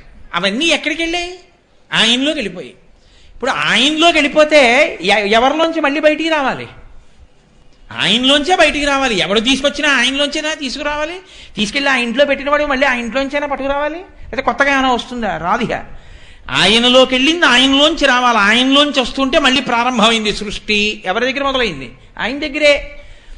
మళ్ళీ ఆయనే అన్ని పుచ్చేసుకుంటాడు. లయ ఆయన ఇచ్చి పుచ్చుకునే లోపల మీ దగ్గర ఉండడానికి భవతి స్థితి అని పేరు. కాబట్టి సృష్టికర్త, స్థితికర్త, ప్రళయకర్త ఆయనే. మీరు నన్ను పెన్ను అడిగారండి, ఆ పెన్ను నాది, నేనే సృష్టికర్త. నా పెన్నకి ఆ పెన్ను మీకు ఇచ్చాను, మీరు ఆ పెన్ను అట్టుకుని ఏదో రాసుకున్నారు. ఉన్నది మీ దగ్గర ఉన్నంతసేపు ఉంచిన వాడెవరు? మళ్ళీ నేను ఇవ్వడానికి తీసుకోవడానికి మధ్యలో ఉన్నది మీ దగ్గర ఉండడం, అంతే కదా. కాబట్టి సృష్టికి లయకి మధ్యలో ఉన్నది స్థితి. కాబట్టి ఇప్పుడు సృష్టికర్త, స్థితికర్త, ప్రళయకర్త ఆయనే. ఎందువల్ల? 6 వికారములు ఆయనకి లేవు కనుక. కాబట్టి ఎవరు శివుడు? ఎవరు ఈ 6 లేనివాడో, ఎవడు పరమానంద భరితుడో, అందుకే ఆయన కాలమునకు లొంగనివాడు. మీరు చూడండి, అమ్మవారికి లలితా సహస్రనామ స్తోత్రంలో నిత్యయవ్వన అని ఒక పేరు. ఎలా పసుకుతుందండి? ఆవిడేమో పూర్వజ, అందరికన్నా ముందు పుట్టిందా, ఆవిడ నిత్య యవ్వన, ఆవిడ యవ్వనంలో ఉంటుందా? ఎలా కుదురుతుంది? నేను ఉండట్లేదే అలాగా, మరి ఆవిడికి ఎలా కుదురుతుంది? ఆవిడ జుత్తు తెల్లబడిపోవద్దు, ఆవిడ జుత్తు ఎప్పుడూ నల్లగానే ఉంటుంది, కొన్ని రంగేసుకుంటుందా అంటే అలాంటి పిచ్చి పనులు ఆవిడేం చేయదు. ధునోతుద్ధాంతం నస్తులిత దళితేందీవరవనం ఘనస్నిగ్ధశ్లక్షణం చికుర నికురంబం తపసివే యదీయం సౌరభ్యం సహజముపలబ్ధం సుమనసో అంటారు శంకరాచార్యులు వారు. సహజమైన సువాసనలతో ఉండడం ఒకెత్తు, సువాసనలతో ఉండడమే కాకుండా నల్ల కలువల తండం ఎలా ఉంటుందో అంత ఒత్తుగా ఉండేటటువంటి జుట్టు కలిగి ఉండడం ఒకెత్తు. మరి ఆవిడ జుట్టు అంత నల్లగా ఎందుకు ఉంటుంది? ఎందుకు తెల్లబడదు? అంటే ఆవిడ కాలమునందు వచ్చి కాలమునందు పెరిగి కాలమునందు పడిపోయేటటువంటిది కాదు, కాలము ఆవిడికి లొంగి ఉంటుంది. అందుకే కాలమును నడిపే సూర్యచంద్రులు ఇద్దరూ ఆవిడికి తాటంకములై ఉంటారు, ఆభరణములై ఉంటారు. తపనోడు పమండల అని మనం లలితా సహస్రంలో నామం చెప్పట్లా? అందుకని ఆవిడికి ఆభరణములు, కాబట్టి ఆవిడ లొంగదు. ఆయనో చిత్రం వటతరోర్మూలే వృద్ధా శిష్యా గురుర్యువా గురోస్తు మౌనం వ్యాఖ్యానం శిష్యాస్తు ఛిన్న సంత్యజా గురవే సర్వలోకానాం భిషజే భవరోగిణాం నిధయే సర్వ విద్యానాం దక్షిణామూర్తయే నమః. ఆయన చుట్టూ కూర్చున్నటువంటి వాళ్ళు వృద్ధులైనటువంటి శిష్యులు. గురుర్యువా, ఆయనో యువకుడైన వాడు శివుడు దక్షిణామూర్తి. మౌన వ్యాఖ్యా ప్రకటిత పరబ్రహ్మతత్వం జుమానం వర్షిష్టాం తే వసదృషిగణైరవృతం బ్రహ్మనిష్టై ఆచార్యేంద్రం కరకలిత చిన్ముద్రమానందరూపం స్వాత్మారామం ముదితవదనం దక్షిణామూర్తిమీడే. ఆయన మాత్రం ఎప్పుడు యువకుడు, యవ్వనంలో ఉంటాడు. శిష్యులేమో ముసలివాళ్ళు, గురువుగారేమో అందరికన్నా చిన్నవాడు. ఎలా పసుకుతుంది ఇది? అంటే వాళ్ళందరూ కాలంలో వచ్చి కాలంలో వెళ్ళిపోకుండా ఎలా ఉండాలో తెలుసుకోవడానికి ఆయన దగ్గరికి వచ్చారు. ఆయన కాలమునకు లొంగనివాడు కాబట్టి ఎప్పుడూ యువకుడుగా ఉంటాడు. ఇది ఆయన యువకుడంటే. ఆవిడ నిత్యయవ్వన అంటే వీళ్ళకి వికారములు లేవు, వీళ్ళలోంచి వస్తాయి, వీళ్ళలోకి వెళ్ళిపోతాయి. అందుకే శంకరాచార్యులు వారు పరమశివ తత్వాన్ని ఆవిష్కరిస్తూ ఒక స్తోత్రం చేశారు. బ్రహ్మమస్తకావలి నిబద్ధతే నమశివాయ అన్నారు. ఆయన పరమశివుడు మెళ్ళో పుర్రెల మాల ఒకటి వేసుకుంటాడు. పునుకల పేరు కంఠమున భూరి భుజంగము భూషణంబుగా అనయము భస్మధారణము ఎద్రిడి వాసము మీరు విల్లుగా అనువుగ దంతి చర్మమును హస్తములందు కపాల శూలముల్ పడిబడిదల్తు శంకర కృపావరు రూపమును ఆశ్రయించదన్. ఆయన మెళ్ళో పుర్రెలమాల వేసుకుంటాడు.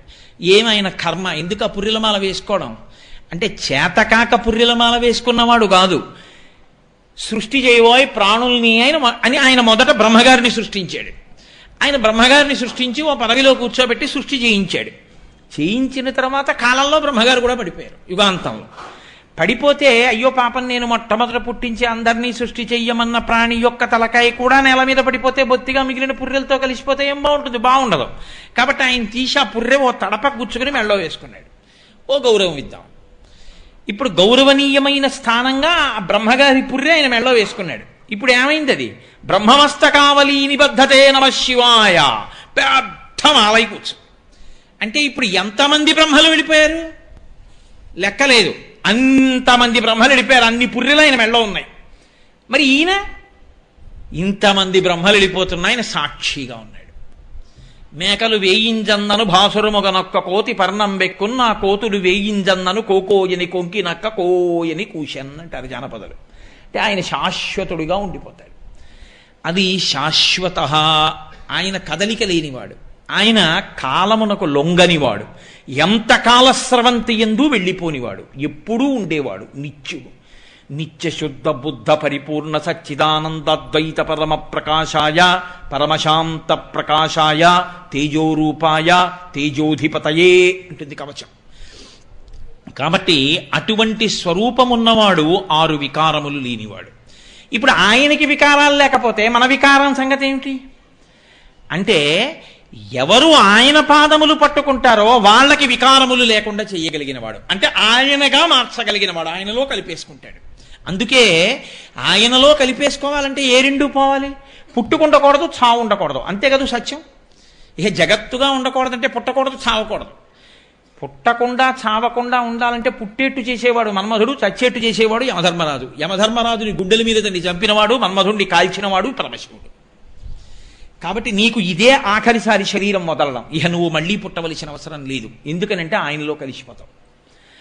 ఆయన పాదములు పట్టుకున్నవాడు ఆయన యందే కలిసిపోతాడు. శివభుజంగ స్తోత్రంలో శంకర భగవత్పాదులు ఇదే హామీ ఇస్తారు. ఎవరు ఈ స్తోత్రం చదివి పట్టుకుంటున్నారో వారు ఈశ్వరుడు యందే కలిసిపోతున్నారు అంటారు. కాబట్టి ఇక మళ్ళీ పుట్టడం, ఈ అల్లరి, ఈ గొడవ ఇవేం ఉండవు, ఇక షడ్వికారములు ఉండవు. ఉండని స్థితిని కల్పించగలిగిన వాడెవరో ఆయనకి శివ అని పేరు. కాదు కాదు, శివ అన్న మాటకు అర్థం ఏమిటో తెలుసా అండి? అమరకోశమే వ్యాఖ్యానం చేస్తూ అంది, శ్రేయస్సు, శివం, భద్రం, కళ్యాణం, మంగళం, క్షేమం, శుభం, కుశలం కల్పించగలిగినటువంటి వాడు ఎవరో ఆయనకి శివ అని పేరు. మీరు బాగా జ్ఞాపకం పెట్టుకోవాలి ఈ మాటలో. ఎవరు శివుడు అంటే శ్రేయం, మీకు శ్రేయస్సునిచ్చినటువంటి వాడెవరో ఆయన శివుడు. శ్రేయస్సు ఎక్కడి నుంచి వస్తుంది? శివానుగ్రహంగానే వస్తుంది. శ్రేయస్సు అన్న మాటకు అర్థం ఏంటో తెలుసా అండి? ఇవన్నీ పర్యాయ పదాలుగా వాడతాం మనం, కానీ ఏ పదానికి ఆ పదానికి అర్థం మారిపోతుంది. శ్రేయస్సు అంటే కాలమునందు మీరు సంకల్పించినటువంటి మంచి పని జరగడానికి కావలసినటువంటి ఆనుకూల్యమైన స్థితి ఏర్పడుట, దానికి శ్రేయస్సు అని పేరు. అంటే నేను మీకు ఉదాహరణ చెప్పాలి అంటే, నా కూతురికి పెళ్లి చేద్దాం అనుకుంటున్నాను, కన్యాదానం చెయ్యాలి. శుభలేఖలు వేసేసుకున్నాను, వంటమాలను పెట్టేసుకున్నాను, అన్నీ పెట్టేసుకున్నాను, వంట చేయించేసుకున్నాను, పందిర్లన్నీ వేయించుకున్నాను. ఇంకా రాత్రి 11 గంటలకి కన్యాదానం చేస్తాను. రాత్రి 7 గంటలకి ఎక్కడి నుంచి వచ్చిందో తెలియదు ఆ పెనుగాలి. ఒక బ్రహ్మాండమైన పెనుగాలి వేసిన పందిళ్ల దగ్గర నుంచి, పెట్టుకున్న సంబారముల దగ్గర నుంచి అసలు మనుషులే ఎగిరిపోతారా అన్నంత భయంకరమైన గాలి వేసి అన్నీ ఎగిరిపోయాయి. కట్టుబట్టలతో సుముహూర్తానికి గబగబా చెయ్యాలి కాబట్టి కటిక చీకట్లో కరెంటు కూడా లేని స్థితిలో దీపం ఇలా పెట్టడానికి కూడా లేదంత గాలి. అప్పుడు ఎలాగో అలా ఓ దీపాన్ని తీసుకొచ్చి నా కూతురు మెళ్ళలో 3 ముళ్ళు వేయించాను అనుకోండి. ఇలా జరగడానికి తుఫాన్ వస్తుంది అని ప్రమాద హెచ్చరిక ఉండి కూడా తుఫాన్ రాకుండా సంతోషంగా మీరు అనుకున్నట్టు హాయిగా పందిరి వేసి వాతావరణం చల్లగా ఉండి చక్కగా మీరు గోదానం చేసి కన్యాదానం చేసి, మీరు కన్యాదానం చేసిన తర్వాత కొన్ని వేల మందికి మీరు అన్నం పెట్టి సంతోషంగా ఇంతమంది బంధుమిత్రుల్ని చూసుకుని మీరు పరవశించిపోయేటట్టుగా మీకు ఆనుకూల్యమై పరిస్థితులు నిలబడ్డాయనుకోండి. ఇప్పుడు పెళ్లి చేసిన దానికి అప్పుడు పెళ్లి చేసిన దానికి తేడా ఉందా లేదా?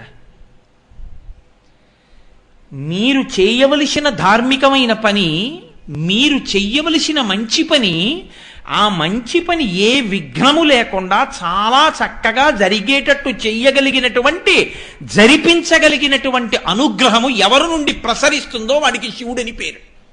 శివానుగ్రహం లేదో నువ్వు అనుకున్న కార్యము, నువ్వు సంకల్పం చేసిన కార్యం మంచిదైనా అయిందనిపిస్తాడు. అంతే, మహా అయితే అయిందనిపిస్తాడు. దాని ప్రయోజనం చాలా మందికి అందే అవకాశం ఉండదు. ఎందుకు ఉండదు? ప్రతిబంధకం అలా ఏర్పడుతుంది. శ్రేయస్సు, భద్రం. భద్రం అంటే ఏమిటో తెలుసా అండి? ఉన్నది ఉండడం భద్రం. ఉన్నది ఉండకుండా పోయిందనుకోండి, భద్రత లేదు అని గుర్తు. నేను ఈ వాచి తీసుకెళ్ళి పక్కన అరుగు మీద పెట్టి మా ఇంట్లో తలుపు జారగిలా వేసి ఒకసారి స్నానం చేసి వద్దామని లోపలికి వెళ్ళి బయటకు వచ్చాను అనుకోండి, వాచి లేదు. అరే వాచి ఇక్కడ పెట్టాను, ఎవరన్నా వచ్చారా? ఎవరు రాలేదే, మరి ఏమైంది వాచి? నమ చోరాయచ, నీకు చెప్పొస్తాడేంటి దొంగ? వాడు తలుపు తీశాడు, పక్కనే వాచి ఉంది, పట్టుకుపోయాడు. కాబట్టి ఇప్పుడు నువ్వు పరిగెత్తుకుంటూ వీధిలోకి వెళ్ళి ఏడు దొంగ అంటే నీకు కనపడతాడా నేనే దొంగ అని? నిజంగా వాచి తీసిన వాడు అక్కడే ఉన్నా నీకు తెలియదు దొంగ అని. ఎవరిని అడుగుతావు? ఉన్నది ఉండుట భద్రం. ఇది ఎక్కడి నుంచి వస్తుందో తెలుసా అండి? శివానుగ్రహంగా వస్తుంది. మూడవది శివం. ఇది చాలా చాలా ప్రధానమండి. అందుకే శివ శివ శివ శివ శివ శివ అంటూనే ఉంటారు పెద్దలు. శివ శివ అనరాదా అని. కాళహస్తీశ్వర శతకంలో ధూర్జటైతే ఒడుగు ముందుకేసి అన్నాడు, పవి పుష్పంబగు అగ్ని మంచగు నాకూపారం భూమిస్థలంబగు శత్రుండతిమిత్రుడవు విషము దివ్యాహారమౌ నిన్నగా అవనీ మండలిలో పలం శివ శివేచ్ఛాభాషణోల్లాసకిన్ శివాని నామము సర్వవస్యకరమౌ శ్రీకాళహస్తీశ్వర అన్నాడు. శివం అన్న మాటకు అర్థం ఏమిటో తెలుసా అండి? ఎప్పుడూ 3 నడుస్తూ ఉంటాయి, ఈ మూడిటి మీద మీకు అధికారం ఉండదు. ఇది చిత్రం. కాలో హి బలవాన్ కర్త సతతం సుఖదుఃఖయో నరాణాం పరతంత్రాణాం పుణ్యపాపానుయోగతః అంటాడు వ్యాసుడు దేవి భాగవతంలో. కాల కలయతామహం అంటాడు గీతాచార్యుడు. ఈశ్వరుడు ఒకడుంటాడు, ప్రారబ్ధము మీరు చేసుకున్నటువంటి పాపం ఒకటి ఉంటుంది, అది అనుభవంలోకి వస్తోంది, మీకు తెలియదు వచ్చేస్తోందని. అనుభవంలోకి మీరు చేసుకున్న పాపం వస్తోంది, మీకు తెలియదు. అది ఎప్పుడు వస్తుంది? కాలమునందు వస్తుంది. ఇచ్చేవాడెవరు? ఈశ్వరుడు.